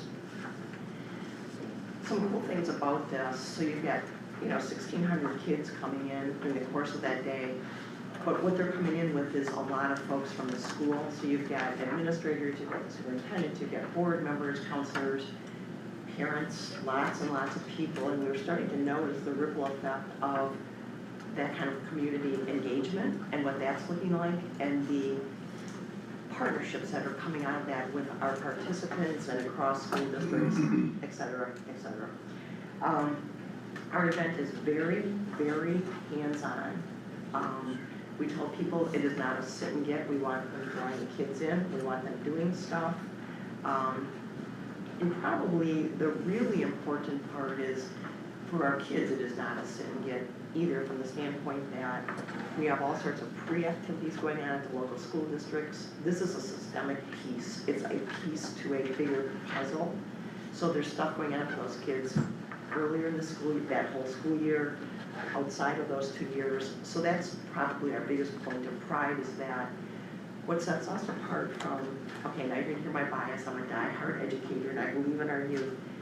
One of the things that sets our event apart from other expos is that it's driven by the schools as opposed to the business community, which makes a difference from our perspective. So we've got our school people that have been at the drawing board with us from day one, are with us as we go through all of it. They make sure the curriculum is being covered, but right down to simple things like the logistical stuff. It's not easy to get 1,600 kids on a school day to an event like this. It takes our locals' commitment and support of the program to make it all happen, but this is like a gem kind of thing that is part of a bigger systemic thing that we've been able to incorporate with the schools. So that matters greatly to us. We're pushing 200 participants at this point. These are folks that come in businesses, entities, community groups, education. We take up the whole DeWitt Tri-Gym, and then now we're to the point that we're kind of we're getting big enough that outside spaces, like, you know, we use the parking lots and green spaces, but we've got people getting more and more elaborate, which is a beautiful thing. And after people have participated a year or two, they know how to grow it. They know what to do to further draw the kids in. We have a committee made up of the business side of the world. I talked to you about the fact that our school people are at the table, but we also have a group of coordinators that align with our 6 career pathways, representing that side, because as we move forward with education being our top priority, this has played in just hugely, because frankly, businesses, we want businesses to want to come back. We just got to do a win for this. And they come back, and they come back with gusto. So that group has really helped us with that. You can take a quick look at our survey results. Our students really do enjoy and appreciate this event. It makes some sense with other activities that they're doing, but what I have said from the get-go is that if every single student that comes that day walks away learning about one new career, or maybe 5 new careers that they didn't even realize existed, success. Because our research shows kids know what they know. They want to be a teacher because my aunt's a teacher. I want to be a firefighter because my, uncle, all those things. This is designed to just kind of grow this thing so that they get a bigger view of it. And we've got many of our participants have multiple people there, so sometimes it's students that are at the table with them, but they can talk about those kinds of things. As I said, we've been doing this, we've had this partnership with the county for 10 years now. Your $10,000 goes toward covering busing, lanyards, and backpacks. I can be very specific about that. The one thing I want to point out too that I feel like I always need to remind everybody of is that we came about because of a grant that we received from MCAN, Michigan College Access Network, 10 years ago, and their whole driving force is they tried to put back down and still, they came to being because they were trying to get information out to urban schools, lower socioeconomic students, information on FAFSA, the paperwork you fill out to be able to be eligible for college support, sponsorships, that kind of thing, scholarships. So that's their beginning. So when I put in for this grant, it was amazing that they heard me say, we will be doing that in our 6 locals because we need to do that. But they also brought into this concept, realizing that not every student out there is a traditional 4-year student. There's so many other venues, so many other opportunities. So it's quite frankly gracious on their part that they gave us a seed money. And the requirement was, this is seed money. We don't want this to be a one and done. You need to immediately be seeking funding. And frankly, they were the ones that suggested the county as a starting place. So we have 4 or 5 businesses that have been with us from the get-go, and we have grown, we've added more as we've needed to.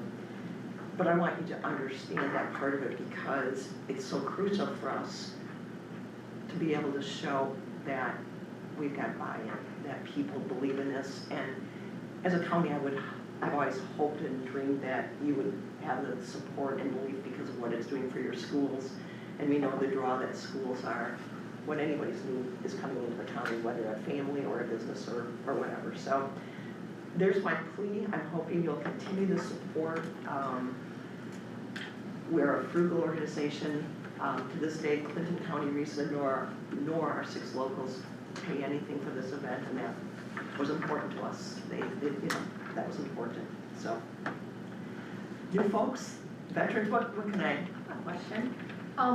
Is this open to just the students that go to those 6 local districts, or is it open to any student that lives in the county?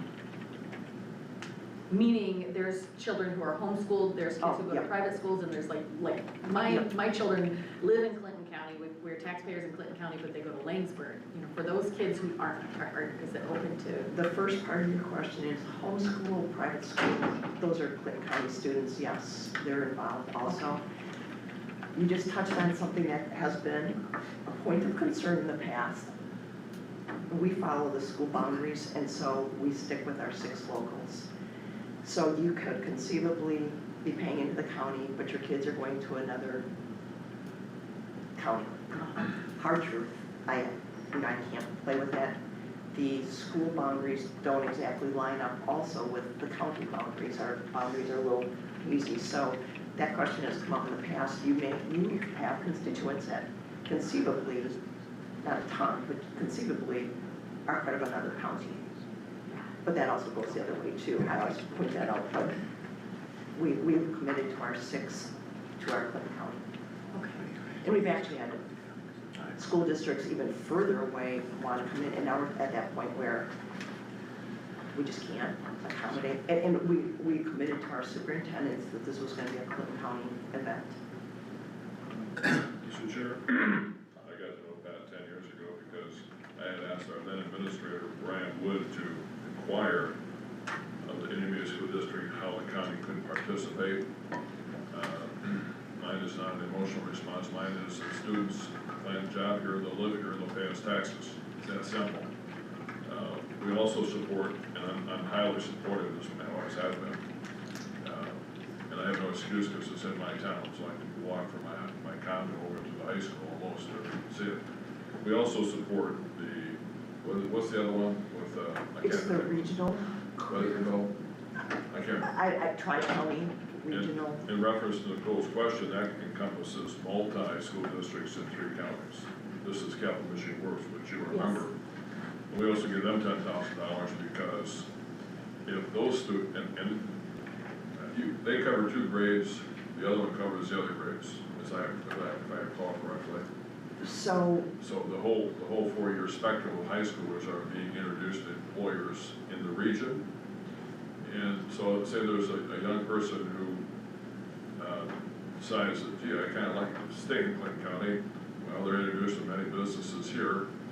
And if they say, well, I want to work something else, okay, then there's another venue for them to look at, both of which, in my opinion, will draw them to live here and pay us taxes.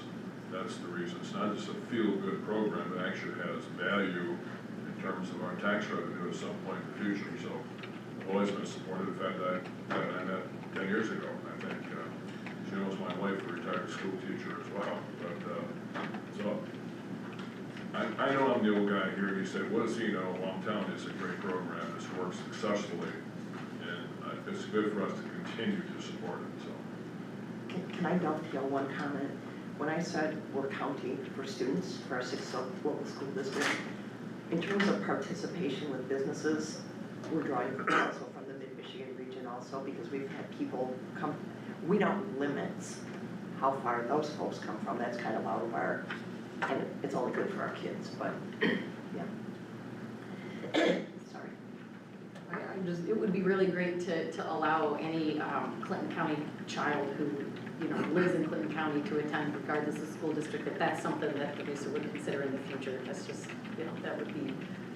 I was just by virtue of our contribution, they're all Clinton County residents, there is no negative for them to come. Because you're paying taxes in Clinton County, if it's homeschool or private school, they can still come. There's no handicap, or excuse me, there's no prohibition that I'm aware of. And if your situation is, you live in this county, but your kids go to. There's a portion of the Langsberg, and I don't know if there are other districts. Yeah, It is, there's, you know, I mean, you pay it's- taxes in Clinton the County. intermediate school district map is one of the, You my can say, opinion, well, worst in terms of this type of thing. I just verified with the equalization director, in addition to Clinton County, RESA, there are 4 other ISDs that come into Clinton County. That's a relatively small number compared to some of the other maps I've seen. And as Ms. Jackson indicated, the school district maps bear no correlation to any other jurisdiction within the state of Michigan. So it is the most complicated map in terms of coordinating something like this. I think that question, or the issue relative to Commissioner Shower's comment is that, I mean, obviously, the benefit for the 6 Clinton County recent school districts is the transportation that is covered, so. My follow-up question to those of the 2 commissioners is if a parent in one of those school districts wanted to provide that transportation on their own behalf and have one of their students come to the Career Expo, would that, I mean, there would be nothing inappropriate with that? I don't Would think that- there's anything inappropriate about that, as long as they are supervised. Understood, and that is only a testament to how great of a program you put on, and I, you know, that is. No, you said it, it's rightfully so, taxpayers, and I'm just laughing because our boundaries change also, just depending on things. But then our next thing is So that probably they should just, bring your children to it. Noted. But just, you know, if there are parents who wanna participate, who are willing to do that, that's just good to know, 'cause. and just have them check with me, because we've got all the security things anymore. And to me, if this board is committed to continuing this ad nauseum, I think there's simple ways we can address that. That's different than some of the other conversations we've had before. What? A couple things. One is, I don't know if you've spoken to CMH about counseling professionals, but it seems like that'd be a good institution to be represented. The second thing I'm kind of wondering is, how, do you have jobs that require college degrees and jobs that don't require college degrees? And then that kind of led me to wonder, what is our college acceptance rates from Clinton County, if you happen to know that? No, I don't have that right off the top of my head. I mean, I don't. To your point, we are trying to address the entities that are there aren't telling kids you have to have a 4-year degree. They're telling them what they do need to have, and that can be a plethora of things. That's one. When you asked about counseling and that kind of thing, yes, we've actually been pulling on that because as part of the survey, our students tell us what they feel is missing, what they need. We get that ahead. So we already got stuff from this last year's group, stuff, data. But then as we start meetings here in the spring, the counselors are telling us explicitly what their kids are asking for. So we try to address that, but, you know, we only can do what we can do also in terms of begging people to be there. But that area, it's funny that you brought that one up because that's one that's been brought up and we've got more than a few people now. CMH has advertised that they've got jobs for people, so. And see, that's the other part of this, between this event and our Pave Your Own Path event for our Career Connection students. Kids walk away from this expo with internships, you know, all those kind of things that, I mean, I think our businesses will say it doesn't hurt them to be connected to the schools. There's a lot of possibility there that can easily come along. How's it amongst the 6 schools, what's the participation rate? Like, are some more engaged than others, or is it pretty equal, or? Every single 8th grader and every single sophomore attends unless they're sick. Like I said, our folks are committed to it, and when you were talking about the regional one, what not all of our schools are sending to that necessarily, but then that's where they're sending 9th graders. So this is very much a systemic piece. There's a lot of thought put into connectivity of it all. We just can't talk at them once and then expect anything. It's gotta be a pretty steady stream. So yeah, I'm pretty excited about the fact that every one of those 8th graders and sophomores are there. And their eyes are a little excited. It's very fun. Move to approve. I would just say there is no action required this morning. Ms. Jackson and I discussed, given the discussions that occurred last year and the year before, we thought it would be a good idea to have this discussion as we move into the budget process, rather than to have the questions come up later on in the year. So this was informational at this point for both the returning and new members of the commission. So I said, AI overview says 91%, exceeding the state average by 83%. Thank you. Thank you for telling me what I should have known off the top of my head. Couple things. You are all very, very graciously invited to see it. Makes you better understand it. This is just a little overview of Clinton County Reset, and I think some of my business cards around. Please, I'm a phone call away. Please don't have a concern or a thought and let it brew. Just let me know. I'll confuse you more, I promise. Thank you. Appreciate it. Thank you, Pat. Good to see you, Pat. Next up is equalization. Gary Harger. Good morning, Commissioners. How are you this morning? Beautiful day. So you have before you this morning the agenda item to approve or recommend approval of the 40.4, which is the county equalized and assessed valuation, as well as, I read through this paper, recommend attendance at county state equalization, preliminary and final equalization. I don't always go to those, but I think it's important to have representation there, because sometimes they do ask questions, so. With that, I'll just do a real brief overview. Christina was poking me in the back to hurry up, so I will, I promise. Then also you have the resolution adopting the state equalized values, that was the other piece. So in short, with our equalized values, we had an 8.93% increase in equalized values from about 5.3 billion to 5.8 billion. Taxable value went up 5.98%, which we went from 3.8 billion to approximately just over 4 billion. How that translates into projected revenue, for the county millage, we increased to 23 million, just over 23 million, so approximately $1,050,000 increase over last year's projected revenue. And then for 911 millage, an increase of approximately 151,000. So that's how those translate. The caveat to all of this is I don't know if our millage reduction fraction that was used is going to remain active. And I say that because as I was doing my checks, I found an error in BSNA's calculations. So I did all the hand calculations. These are what I project them to be, and I believe them to be correct as I applied them to the equalization equation. So I believe based on what I expect the guidance to be, this is what we'll project. I've been working with BSNA and Treasury for 2.5 weeks now, and they don't seem overly excited to get an answer, but I have to have it before the end of May. So hopefully they have it to us. With that, the other piece would be the 4037s that will be signed by the board chair, because once those are signed, I forward those back off to Treasury. So that's what I have. I'm open for any questions you may have. I do, Eric, the increase, is that coming from residential primarily? It's kind of it's a combination of, yes, in part residential, because that's the most active, but yes, agricultural, residential, commercial, industrial. And that's, a percentage of that is, from what I read, is from the uncapping. Uncapped, yes, and of course the 3.1 CPI. I track that throughout the course of the year to see, kind of project where we're going to be, and then we'll find out from the state at the end of the year. So what goes into the calculations on the change of value?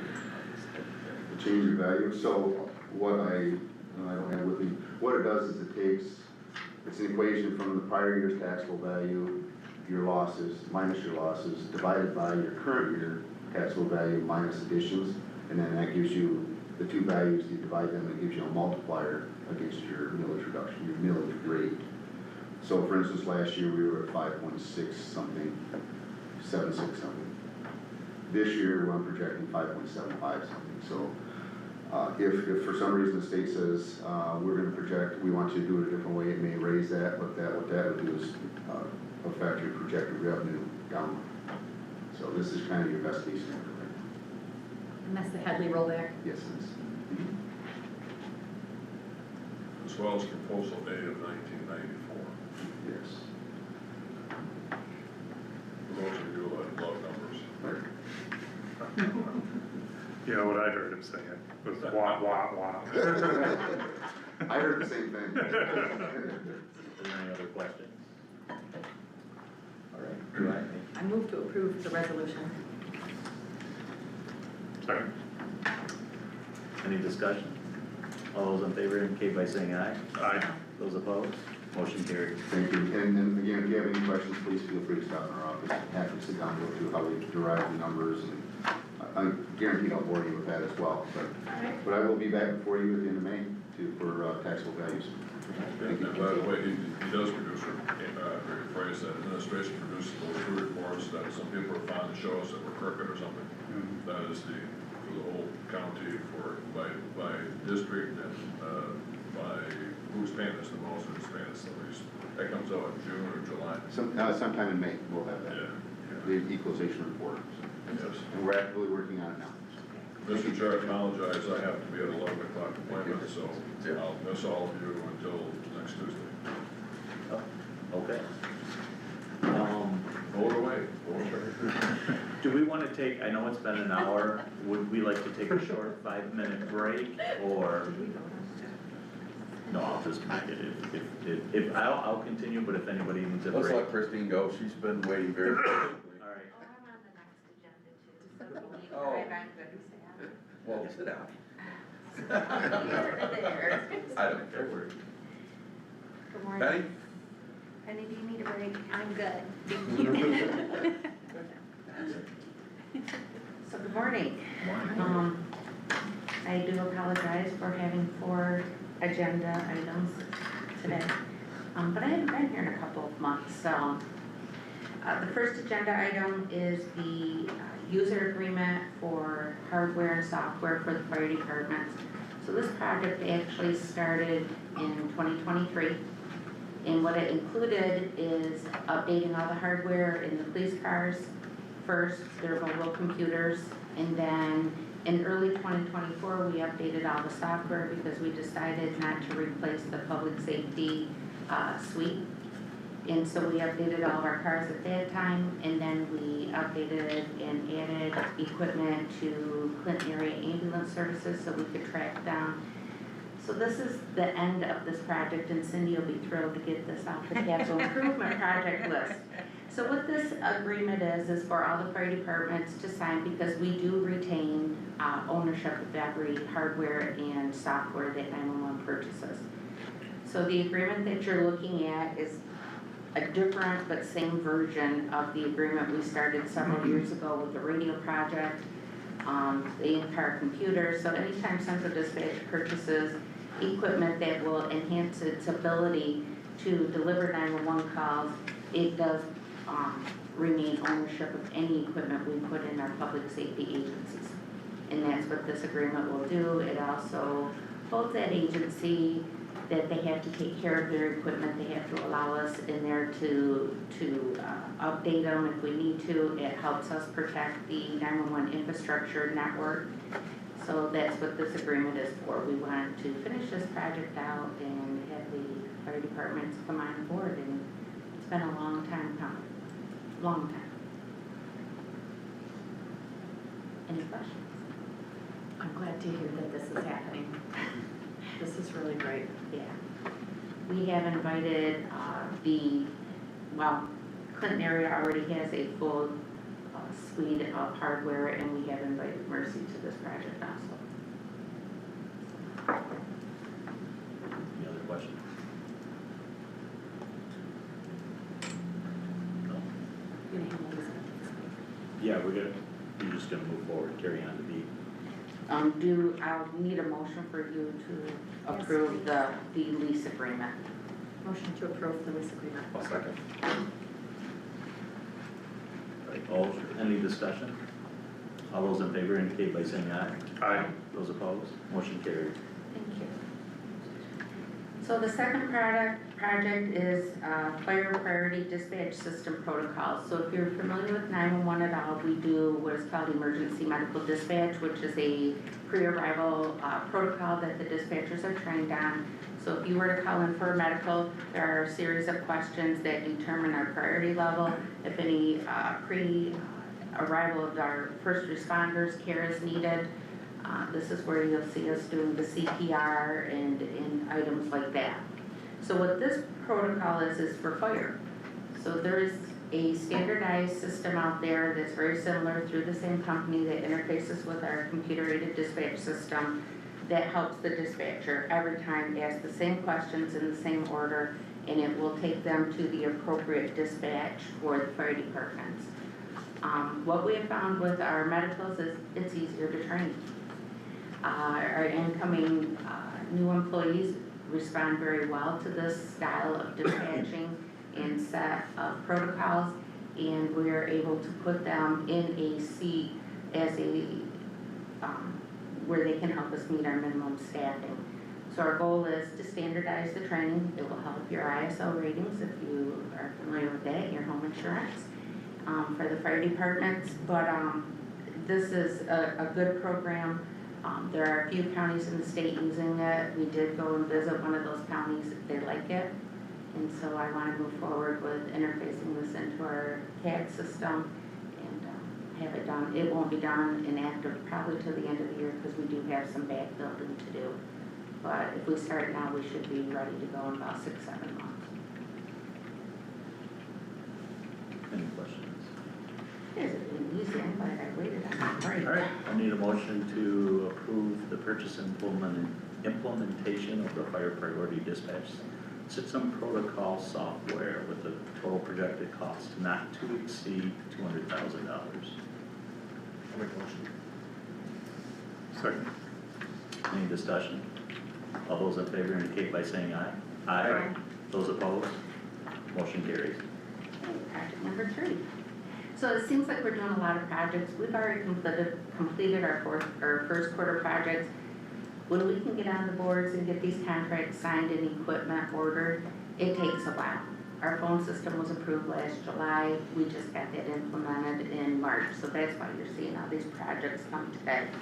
So this last one is the computer-aided dispatch. That's the foundation of what we do. We're on a cycle basis of every 4 to 5 years. We do update our hardware with our workstations and servers. And that's what this is. It's a refresh of the hardware to make sure we have a stable and reliable system. Any questions? I don't have a question, but if you get a chance to take a tour through their department, please do it, because you're doing things that are magic with your screens, and It is it's so confusing. This stuff is so important to aid with consistent being able to help people. Besides the motion to approve the Need a- computers. So moved. I'll support. Any discussion? All those in favor indicate by saying aye. Aye. Opposed? Motion carries. Thank you. I'll wait for my turn. The next. All right, quarterly budget update. John? Good morning, thank you, Mr. Chair. So, first quarter budget, for the 2025 budget, overall, as you can see from the memo, revenues is trending towards the approved budget.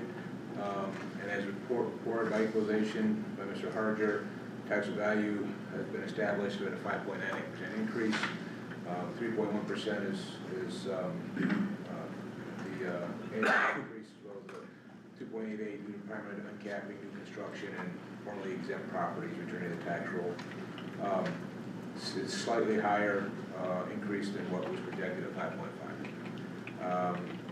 Overall expenditures in the first quarter are within allocated budget. We'll continue to keep an eye on overtime and vehicle fuel, utilities, maintenance equipment, those types of things, supplies, as we always do. There are 4 quarterly adjustments we're being requested. First is related to the building fund, specifically for a new office furniture project in the building department. You may recall that the 25 budget was approved for it was $50,000 for planning and zoning, $50,000 for building, and so the building portion comes out of the building fund. That was slightly over by $9,592. So the request to move forward with that amendment. The second one is the information technology fund, IT fund, similar to as Chris just mentioned about the not switching to the new software last year. We have a cost savings, but there's training, so specific to the sheriff's office for their records management and jail management system softwares. We had last year We had monies that they used for training, so they updated the current, they didn't spend a few $1 million and buy new, they got trained on the updates. This specific one should have been included, was inadvertently not included in our reappropriations that we did in January. So we're proposing $75,000 increase to that for the amendment for further training for the sheriff's office. The third and fourth budget adjustments are related to the general fund. This first one specific to the prosecuting attorney's office. It's more of a cleanup change. At the end of last year, in November 24, Board of Commissioners approved the prosecutor's office to contract with outside legal counsel to handle appeals due to a staffing shortage. Excuse me. And so, because the budget had already been approved at that point, there were no dollars appropriated for that. So this adjustment is proposing to take $10,000 from a line item that they're no longer using for for consultants, and put it into that line item for those appeals. And so it's more of a housekeeping adjustment.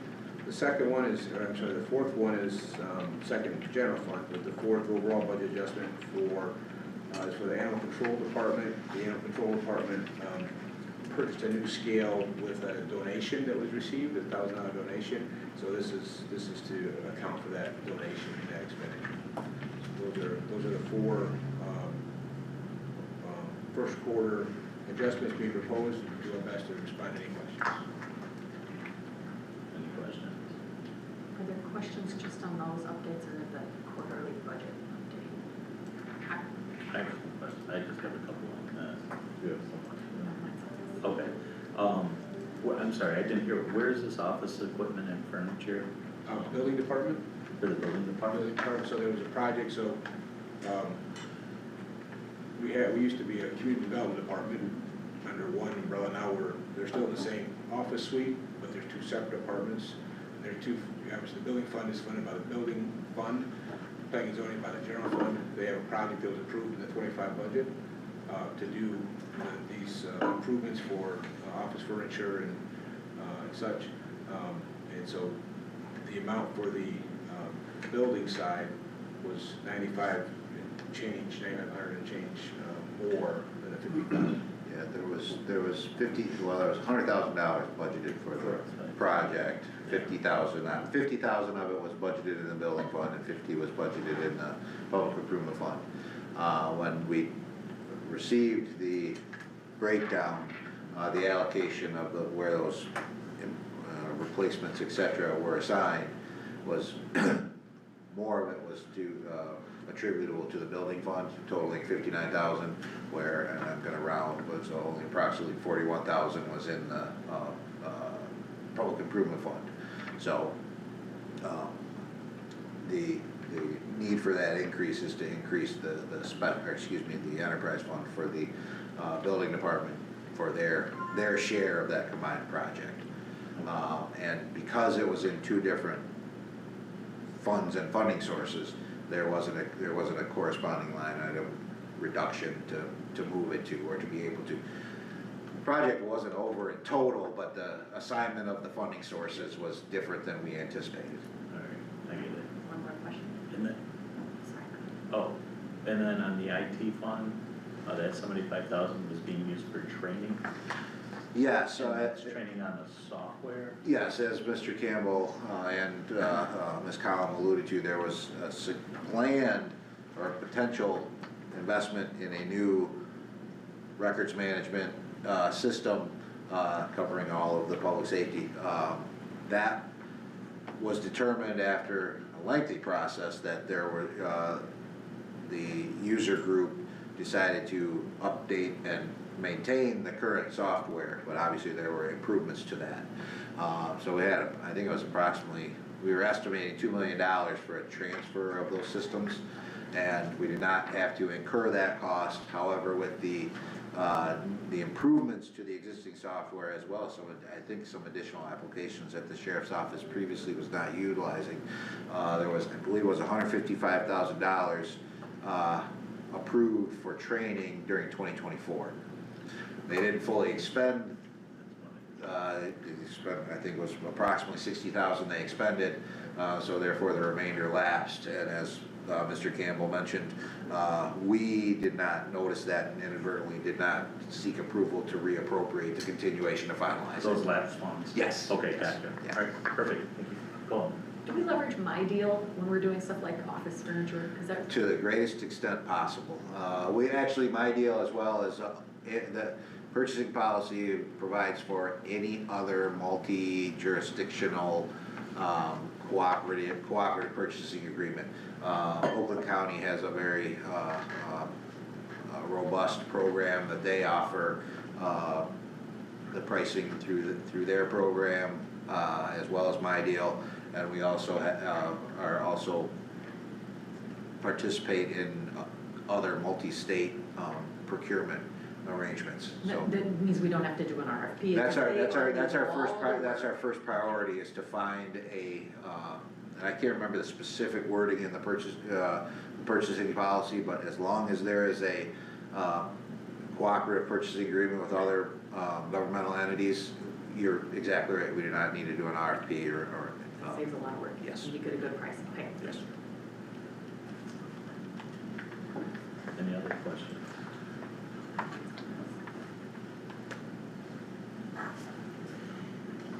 Yeah, go ahead. I have one question about the quarterly budget, that was provided. It shows that 0% of Green Haven's funds are expended, is that correct? And then, but it sounds like it's being used, did I read it? That's the appropriation. That's the appropriation, the county's support to the activity for, I'm sorry. The activity for Green Haven is, accounted for in the child care fund. What this represents is the county's quarterly appropriation to the child care fund. And that first one had not been made as. Correct. So. Okay, thank you.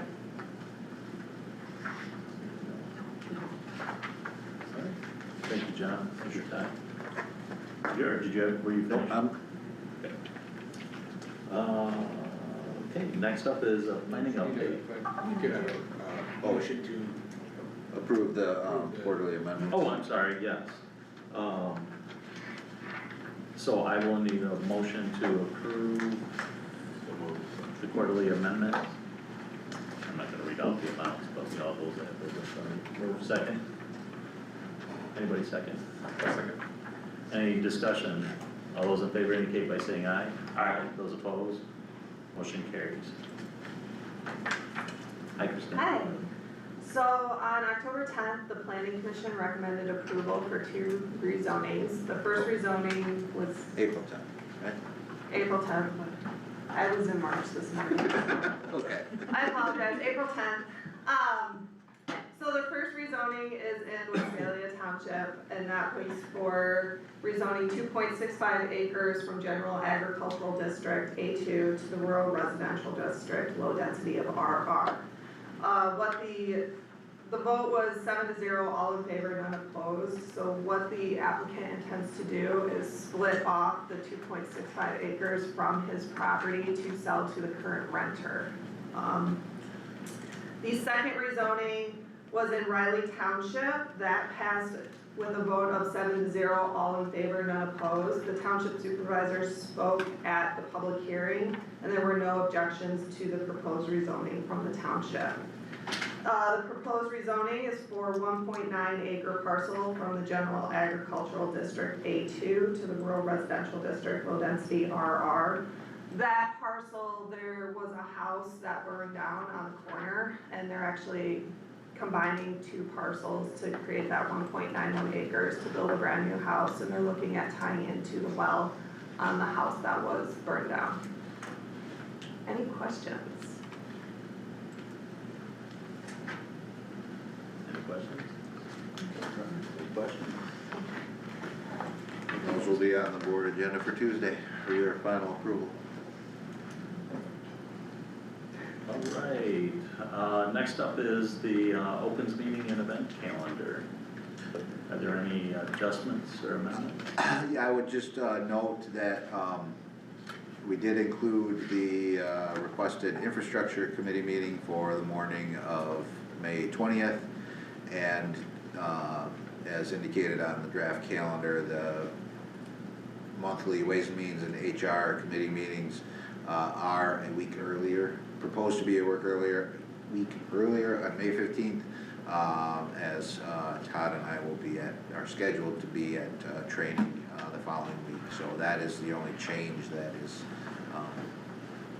in the calendar, or proposed. Can I entertain a motion to approve? I'll make a motion. Any discussion? All those in favor indicate by saying aye. Aye. Those opposed? Motion carries. Alright, next up is accounts payables and invoice pay totals. Any questions? I had one. Yeah. We've got our sheriff here.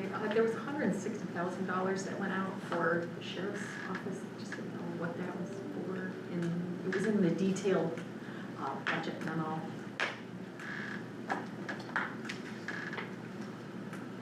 I don't recall off the top of my head.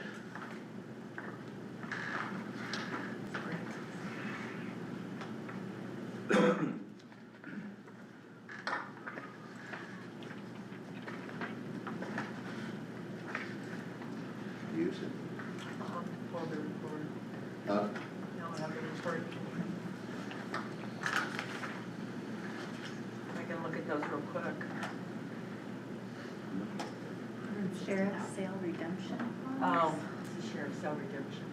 Oh, that's so that's the return of a It was to the, mortgage company. yeah. The proceeds of a. Yeah, I bet it was to the registered. Yep. Yeah, it's a liability account. It was something through the registered deed Yeah. office for the mortgage sale. Yeah, it's the process to return. Yeah, we received the money and we pay it back out. Yeah, we receive Yeah. the proceeds of a sheriff's sale and then they're distributed back out to, so. Yeah. It's not an expense to the sheriff's office. It's just moving. Correct, It's a liability That makes account, a lot of goes in and out. Any other questions? I have regarding the general funds and other funds, are there any reports that we receive? I didn't see any that tie out to those numbers. I can see where like the other items on there tie out, but for the general funds, Going back through, it should be included, is it in here? yes, Okay, alright, but is that not in our electronic? in what you receive from, Yes, I thought, The invoices paid report? yeah, the invoice, okay. yeah, there should be individual totals within the, in that invoices paid report. However, there are multiple check runs that comprise, this is a summary of the. Of the two check runs. The two different check Okay, runs. okay, alright, very good. Alright, can I entertain a motion to approve the accounts payable and invoices for the total? So moved. Support. Any discussion? All those in favor indicate by saying aye. Aye. Those opposed? Motion carries. Alright, we're up to commissioners' comments. Do we want to hold off on these until the HR? Okay, we will do that. No motion needed. Anything administrators report? Yes, Mr. Chairman, included in your packet is the monthly report that I received from LEAP. Actually, it's the March 25 report. And also, in addition to the items indicated on the report in terms of those activities, I was notified on Monday that the county-funded position is vacant again. The individual, Mr. Joseph, who I think you all may have met or just recently met, he separated from employment with LEAP, and so there will be, actually are in the process of recruiting to fill that position again. In the interim, Emma Bostwick will be covering the county tasks that LEAP is undertaking. now Commissioner Showers is not available, but there was a discussion, and I think Chairman DeLong may have participated in that, correct me if I'm wrong, but there was a meeting regarding a possibility of potential utility scale anaerobic digesters. They are researching that with, I believe with MSU and their farming program and similar operation that they have on campus to see if it has wider application in the community for renewable natural gas production. That's one thing that they're working on. I think last month, or at the board meeting last month, they did discuss the Capital Area Child Care Coalition efforts that they are working on. They did receive additional funding to continue that coalition activity to look at expanding at both provider capacity in terms of business opportunity, which obviously improves the access to child care within the community. This is the only items that I noted. I did provide that to you if you have any other questions, you know. Did we, I don't know if they shared this or not, did we get any indication as to the nature of what happened there with Mr. Joseph that lead, like? I believe there was some miscommunication in regard to the essential functions and requirements to attend routine and regular after-hours meetings. Okay. That was the indication that was provided to me. A couple other things. We had a broadband task force meeting on Monday. Received an update from Frontier that they've begun deployment in the Ovid area. They are passing grant properties and new customers are subscribing. They expect deployment to begin in the near future in the DeWitt area. Information is available on the county website, a detailed report from that meeting, and Commissioner Fickus and Chairman DeLong were there. I don't know if any other highlights that you would like to discuss.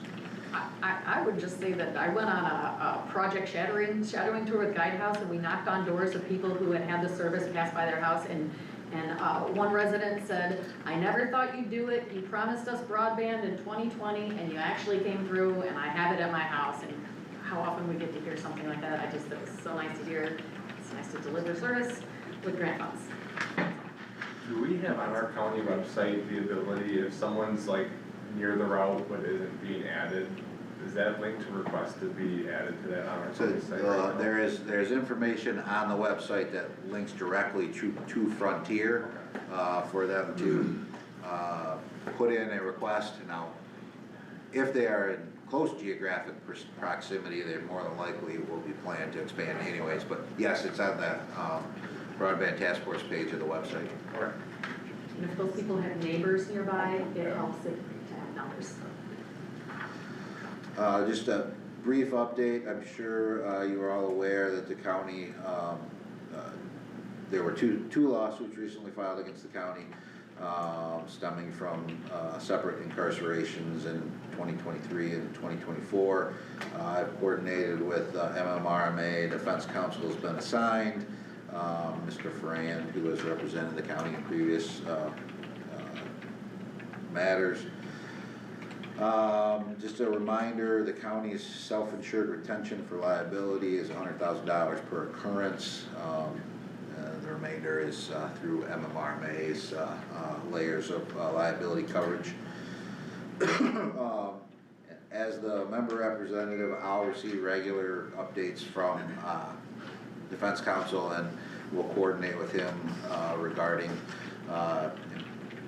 timing and coordination of updates to the committee during a closed session regarding a trial and or settlement strategy that comes in the future. So, John, did you say our liability is 100 or 150? Our self-insured retention, thank you. I think we had a separate conversation, and I misspoke and said it was 150 when I spoke to you. I did check the coverage documents, and it is 100,000.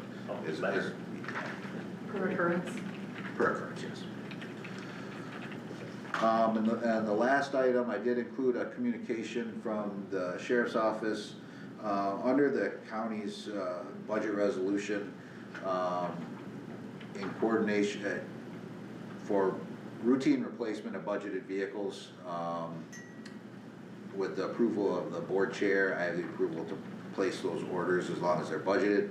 I did that, subsequent to, doing that, I received a request from the sheriff's office to retain 2 of those vehicles that would have been retired through that normal process, which would in effect expand the size of the fleet, which I believe was required the consideration of the committee to make that decision, which is why the request is before you today, rather than retire and sell 5 of our current vehicles with the 5 that we have on order. The request is to retain 2 of those marked patrol vehicles, and again, as indicated in the communication from the undersheriff, we increased the number of deputies on patrol, ultimately by 4 once the 4 are done with training.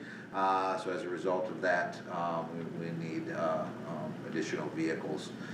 It does not result in the need to purchase more vehicles based on the request, just not retire 2 that were currently planned to be retired and would ultimately either be reassigned to another county department as a replacement to something they already have in their fleet, or ultimately disposed of at auction. So I don't know if there are any questions about that. I see the sheriff and our sheriff are here this morning, so if there are questions regarding the request,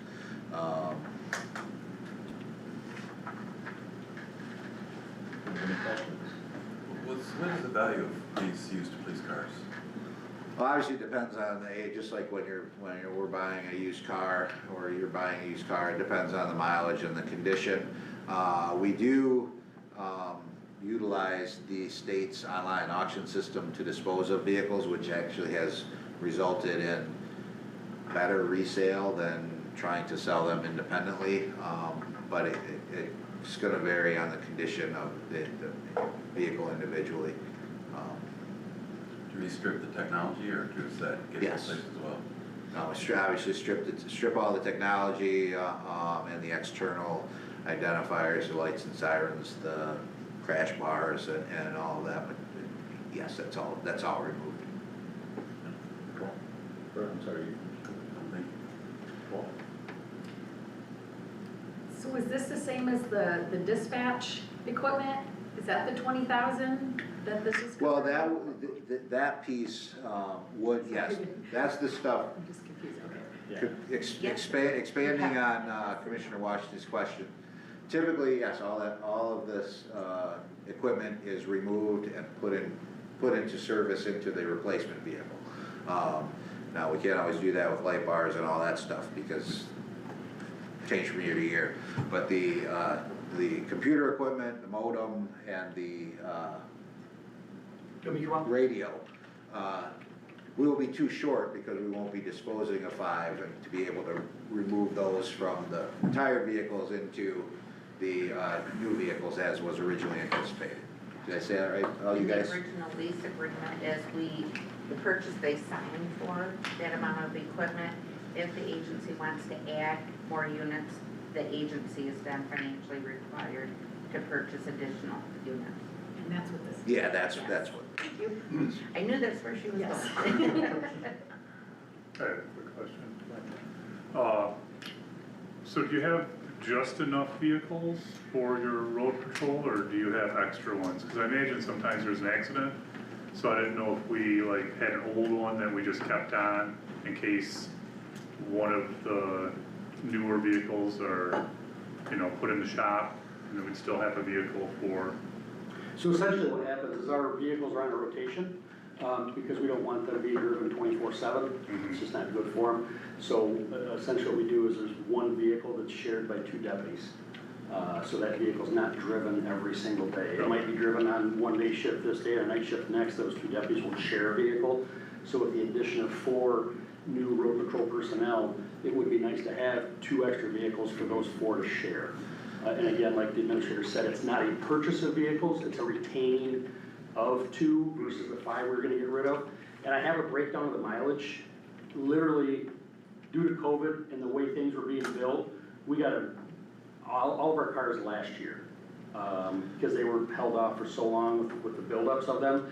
And so we had a lot of cars last year. Our fleet is actually really young right now.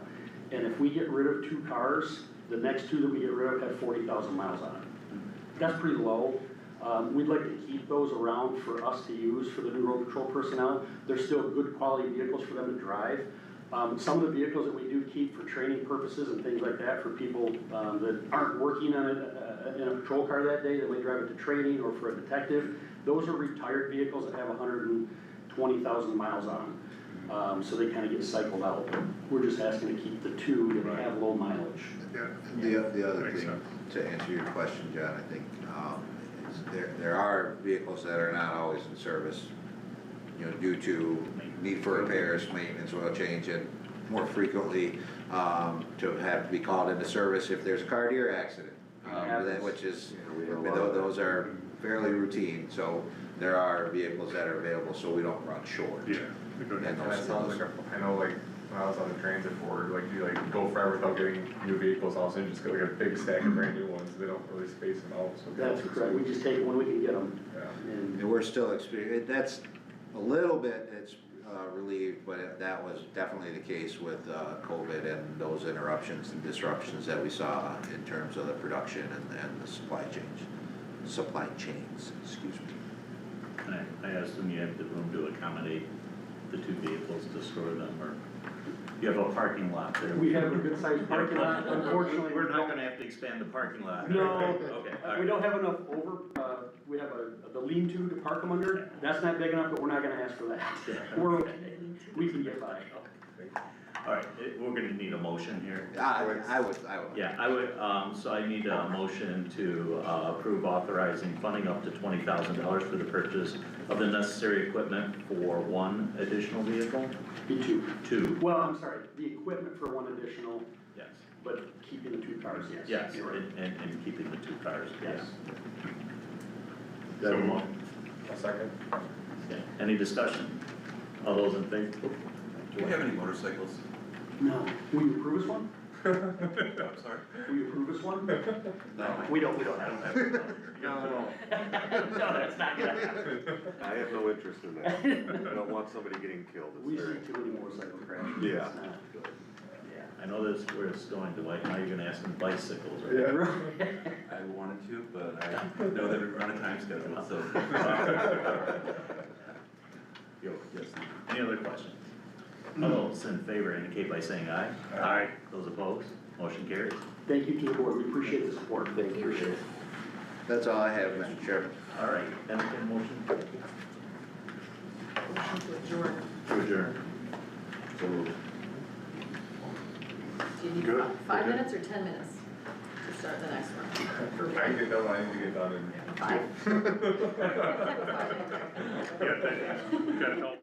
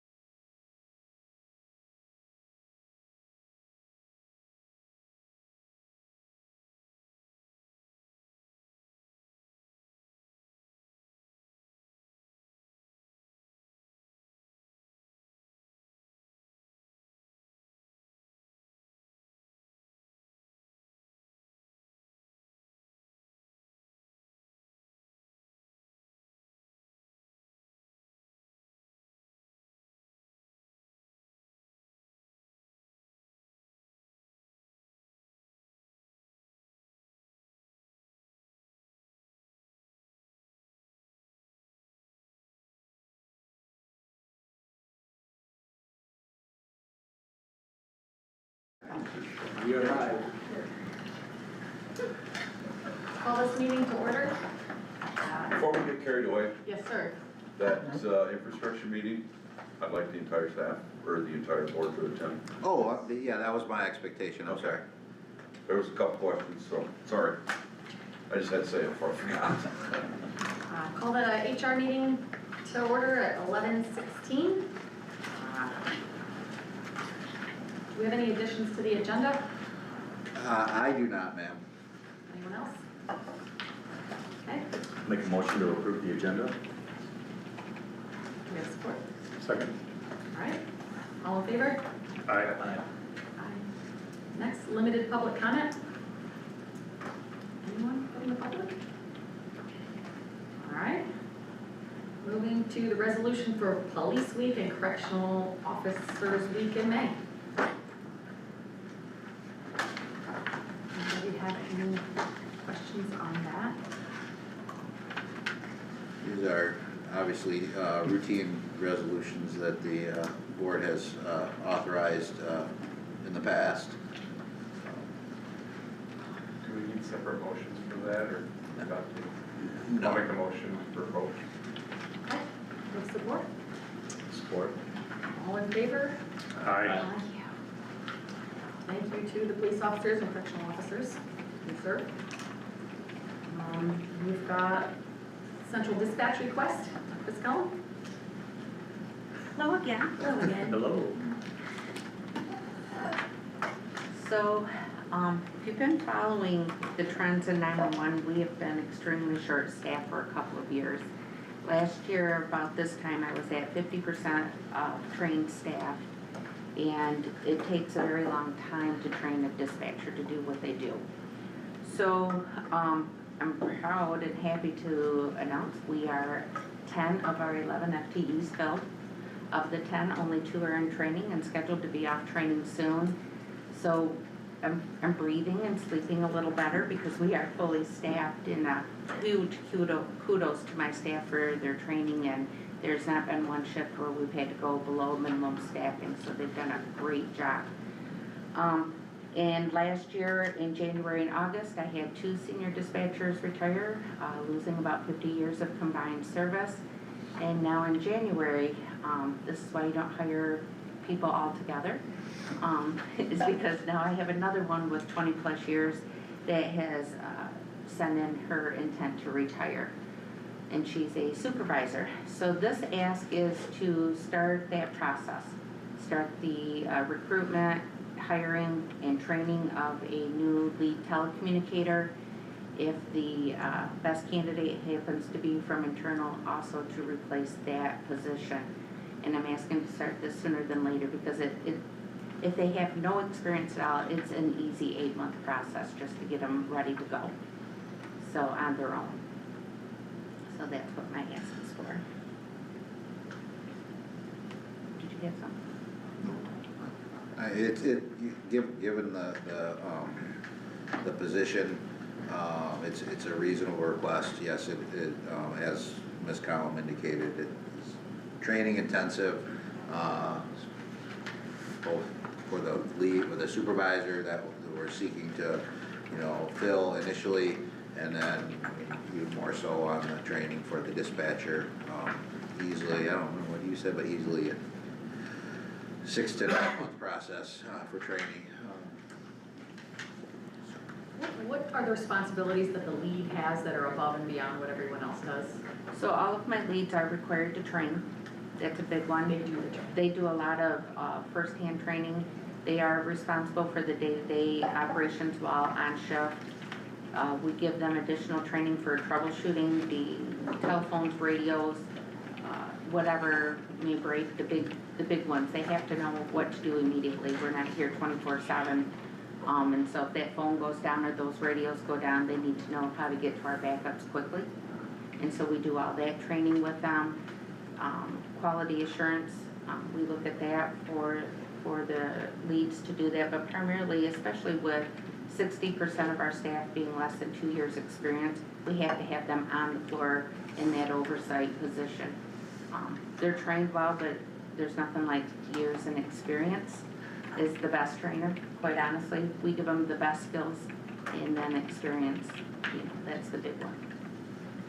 For your 10 positions you have, how many of those, have experience? Do you have a good cushion of folks that are experienced? So we've been very fortunate this year. Probably haven't made many friends, but I have been able to hire, right now I have 6 from another center. So 4 that are come through the program. Fortunately, our program is based off task driven. So as they complete the task, they can come through the program a little quicker. Of the 6 I've hired, all of them had a minimum of 14 months experience at another center. So it's a great time to get them. Yeah. And so that has made a huge difference for us to be able to recruit, train. That is not how it historically works. Historically, you hire somebody who has never been in a center before. And we have 2 that have come through the program very nicely. It's a hard job. It's very demanding. What's the draw for people to leave their other centers and come here? I'll give the staff the credit. We have a really nice recruitment with our current staff. So they're recruiting on their own. And the fact that we do maintain staffing well enough that we're not killing them in overtime. They're not working 15, 20 days straight. I did advocate a long time ago that 5 days, and we're not gonna order you 6, 7, and 8 days unless we absolutely have to. During COVID, there was a time period where I think the most they worked was 10 days in a row, but it took out half our staff, and we had no choice. But of the 13 years I've been here, we try to keep them at that 12-hour shifts are hard. After 5 days, they're tired. And I think the management of that has done it, and it's a nice place to live and work.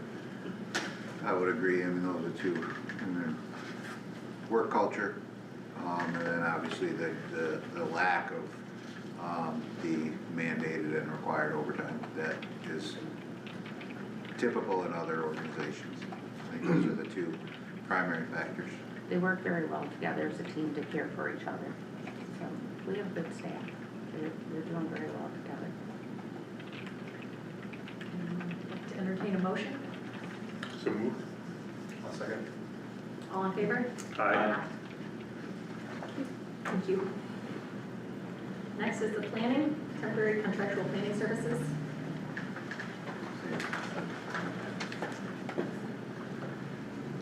Yeah, go ahead, you start, Christina, to answer questions. Maybe. Thank you, Madam Chair. So as the memo talks about, System Planner Tanner White, I believe everybody's met him in a couple of meetings or so, but, so Tanner's also a member of our National Guard, and he's being deployed for 14 weeks, beginning, I think his last day is May 30th? Yeah.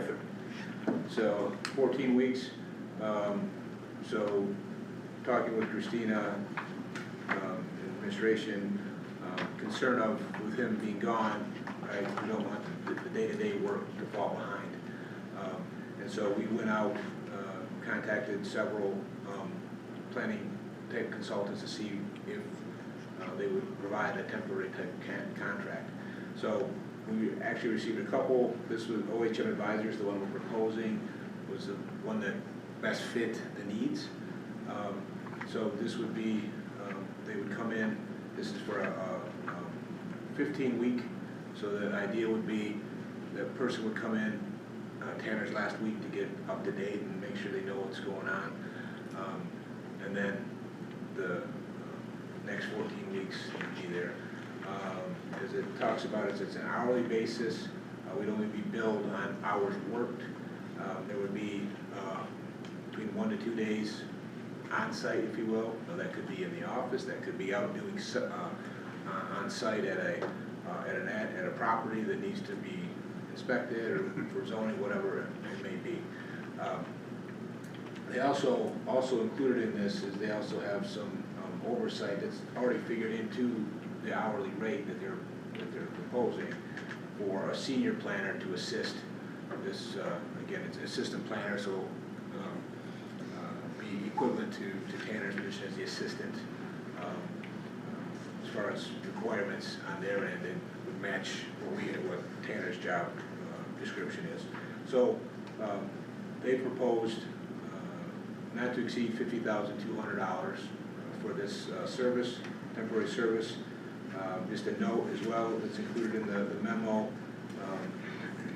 Tanner will be getting paid by the National Guard while he's deployed, not, and I actually believe he's actually making more being deployed than here, so we will not, there will be a savings to our budget for that 14 weeks.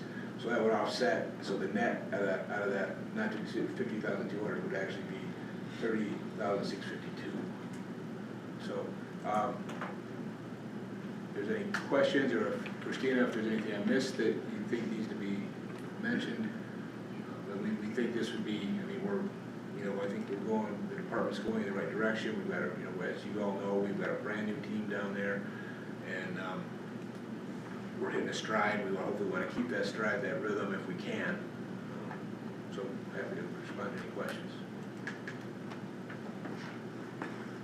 Are you coming back? As long as you will have me, yes. Thank you for your service, Thank really you. appreciate that. Just as a note, he actually, his family just bought a house around the corner from me, so I'm assuming he's staying, so. Can you tell us where you're being deployed to? Sure, I'm going to, it's not a typical deployment. I was talking to Commissioner Hurricane before. I just got back from Pakistan in October. Didn't think I was going to be leaving this soon again, but I'm doing HR. It's more of a state activation thing. So I'll be going down to Mississippi, Keesler Air Force Base for 6 weeks, and then I'll be working over in Detroit at Selfridge for about 9 weeks. Oh.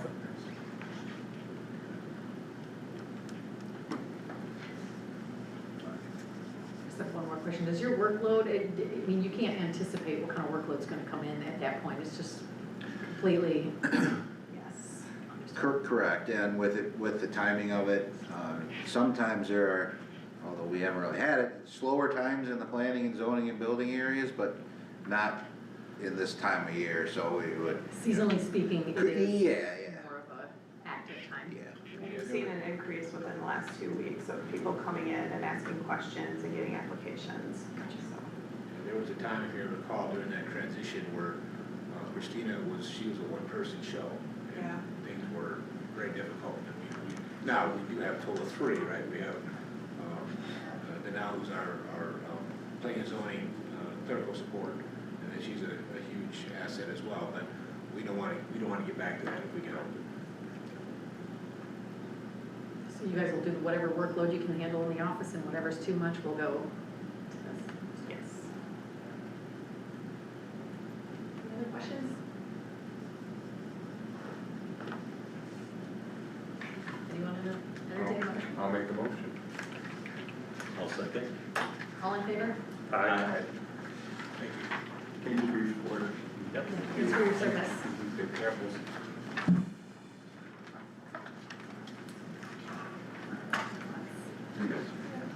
Next is committee commission appointments. We've got Deborah Green, who would like to serve on the library board again. Her term is due to expire June 30th of 2025, and she wishes to be reappointed for a 5-year term. I'll support that. Draw a motion. Do we have support? I'll support. Okay. Just a note, Deborah has a lot of experience in libraries. I read her application. She's a very library-oriented person, so all in favor? Aye. Motion carries. Administrators report. Thank you, Madam Chair. Just a couple updates for the committee. Negotiations with the command unit are still continue. In fact, our next meeting with that group is tomorrow morning, as well as negotiations with the road patrol division. They're still continuing. We're scheduled to meet next with them on April 30th, so next week. Also, I did, related to the changes in the health insurance program, I did receive a grievance from the 911 dispatchers division. I'm working to resolve that with them. I have a meeting next week.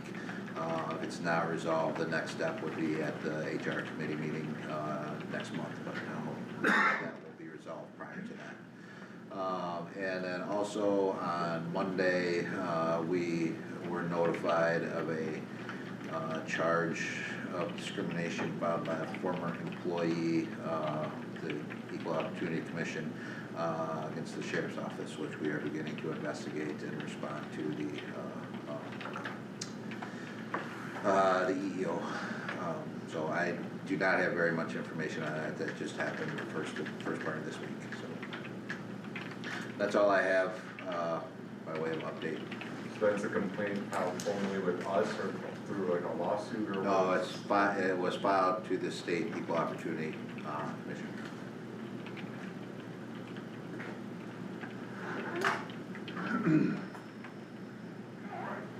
So you're all set? I'm all set, I'm Okay. sorry. Nope, I'm sorry. that's okay. Moving on to commissioners' comments. Bruce, do you want to start? If you had anything to say. Let me think on it. John, help me remember the committee meeting we had a couple weeks ago on the position hire that we had talked about for the courts. Oh, the Community Corrections Advisory Committee? Yes, yeah, there's a position hire request that will come to HR next month out of that meeting. Pretty general consensus amongst the judges and the sheriff and the prosecutor that this makes sense, so welcome to the committee next month. And then Farm Bureau meeting tonight, so if it comes out, that'll bring to the body at the full board meeting on Tuesday. Is this a new position or a backfill?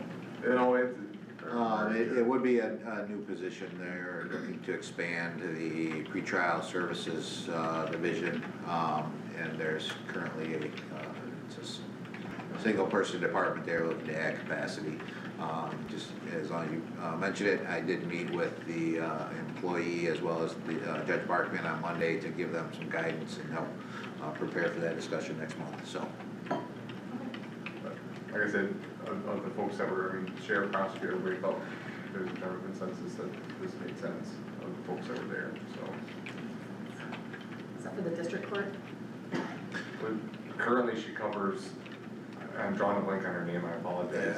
Miranda Zelma is her name. She covers multiple different courts, it sounds like, so this is just kind of a capacity issue that if we get her, somebody who's kind of like a deputy essentially, could kind of help her better monitor the people that she's being paid to monitor, so. We'll look forward to that. Thank you. Dwight? That's today. Yes, okay. Brian? I don't have any comments. No comments? All right. Oh, wow. I thought I was the only one that did that. John? I actually have quite a bit today.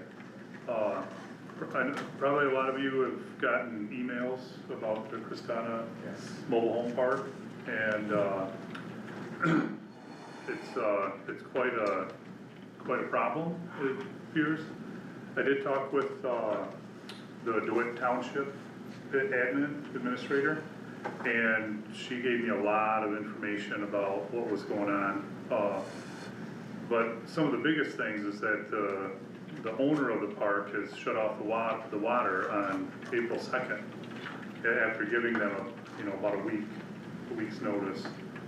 And the problem is the township said they have no power to force them to turn anything back on. So they don't have water. The sewer lift was shut down, so there's no sewer. And I think the only thing they have is electricity. I did drive through there on my way up here yesterday, or this morning, and it is a park that has needed some work for a long time.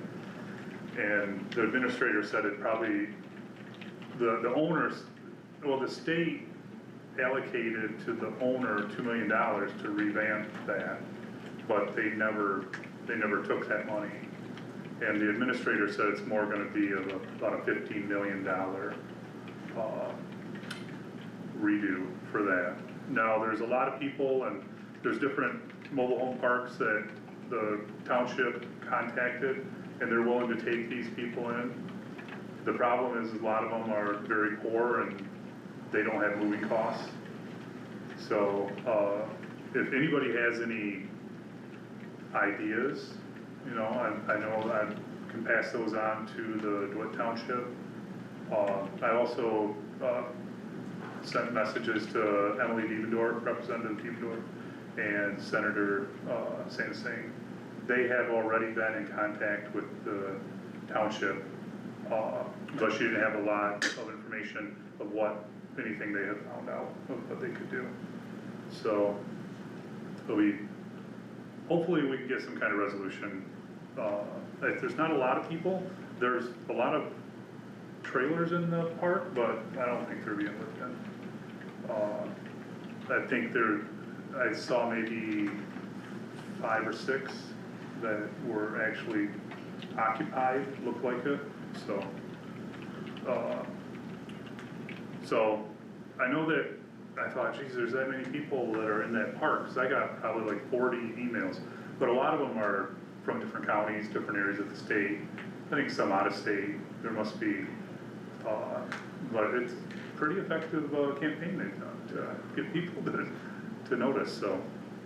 But if you have any questions, I'd be happy to tell you what I know. I also I'm on the MSU Extension Advisory Council, and we met on the 17th, and it was on food safety and preparation. And they have a lot of good stuff on their website. There's all sorts of food safety classes that they do Zoom events. And you can go to events at anr.msu.edu and you can get a list of things. They also have canning classes. So, and one of the things, the big things they said, if you do have a canner, even if it's an old one, you should get it tested.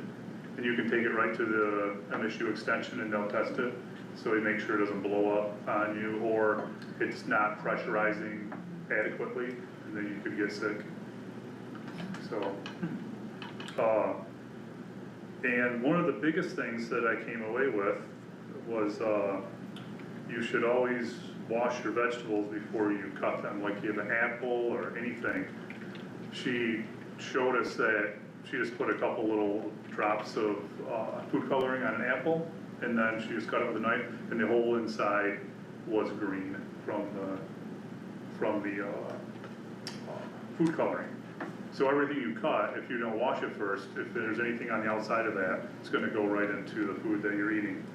So, but I thought it was really good. They do all sorts of these trainings around the county and around the state. I think that, the other thing I thought was pretty interesting, they do classes on what's called Michigan Cottage Food Laws, and that's where you make your own foods and sell it at a farmer's market and stuff. And Clinton County, she said they brought in, the people doing this in Clinton County, over $600,000 for these small businesses doing this in just last year.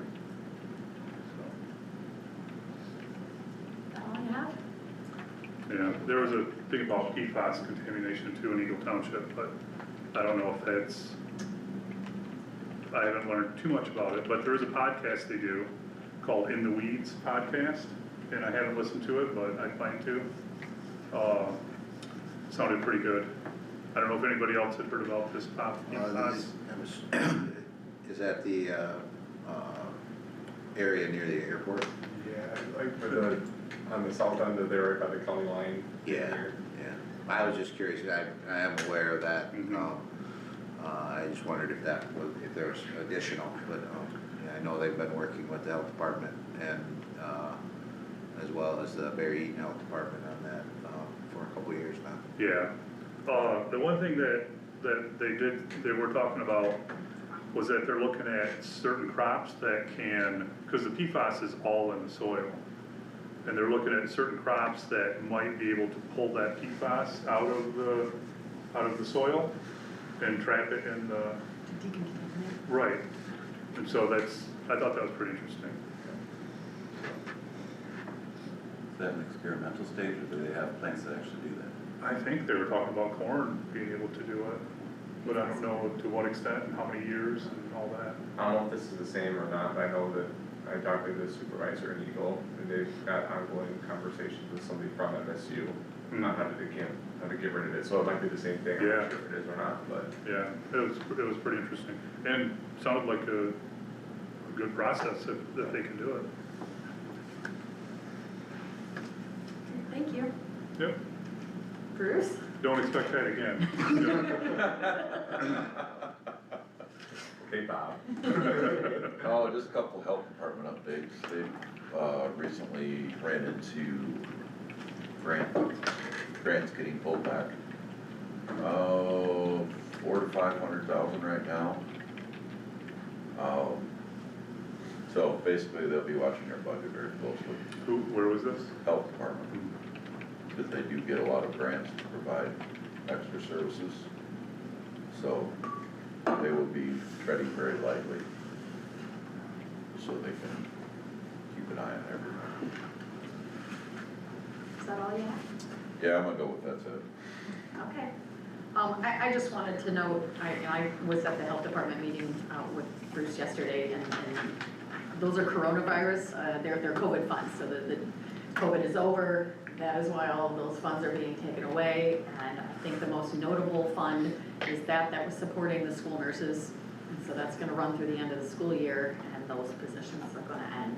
So that's, they were really good programs, they had a great impact, and so it is hard. I believe the schools are funding it to the end of the year. Do the end of the year, yeah, we lost funding, March 30th. Yeah. 31st, however many days are on that month. Yeah, the schools are funding it through the end of the year, and those positions are eliminated. There's also a measles outbreak going on, if you didn't know. We talked about that yesterday, get tested. And John, I actually took the cottage food law class, and I'm accredited for better processing. I am accredited for processing the canning and things like that. So they are good classes, and that is a really good revenue stream for families that want to get into that business. Up to $15,000 a year you can earn without creating a business. Thank you for everybody for doing your hard work, everybody who works here, everybody who does everything. All I have. Motion to adjourn, anyone? I'll make that motion. All in favor? Aye.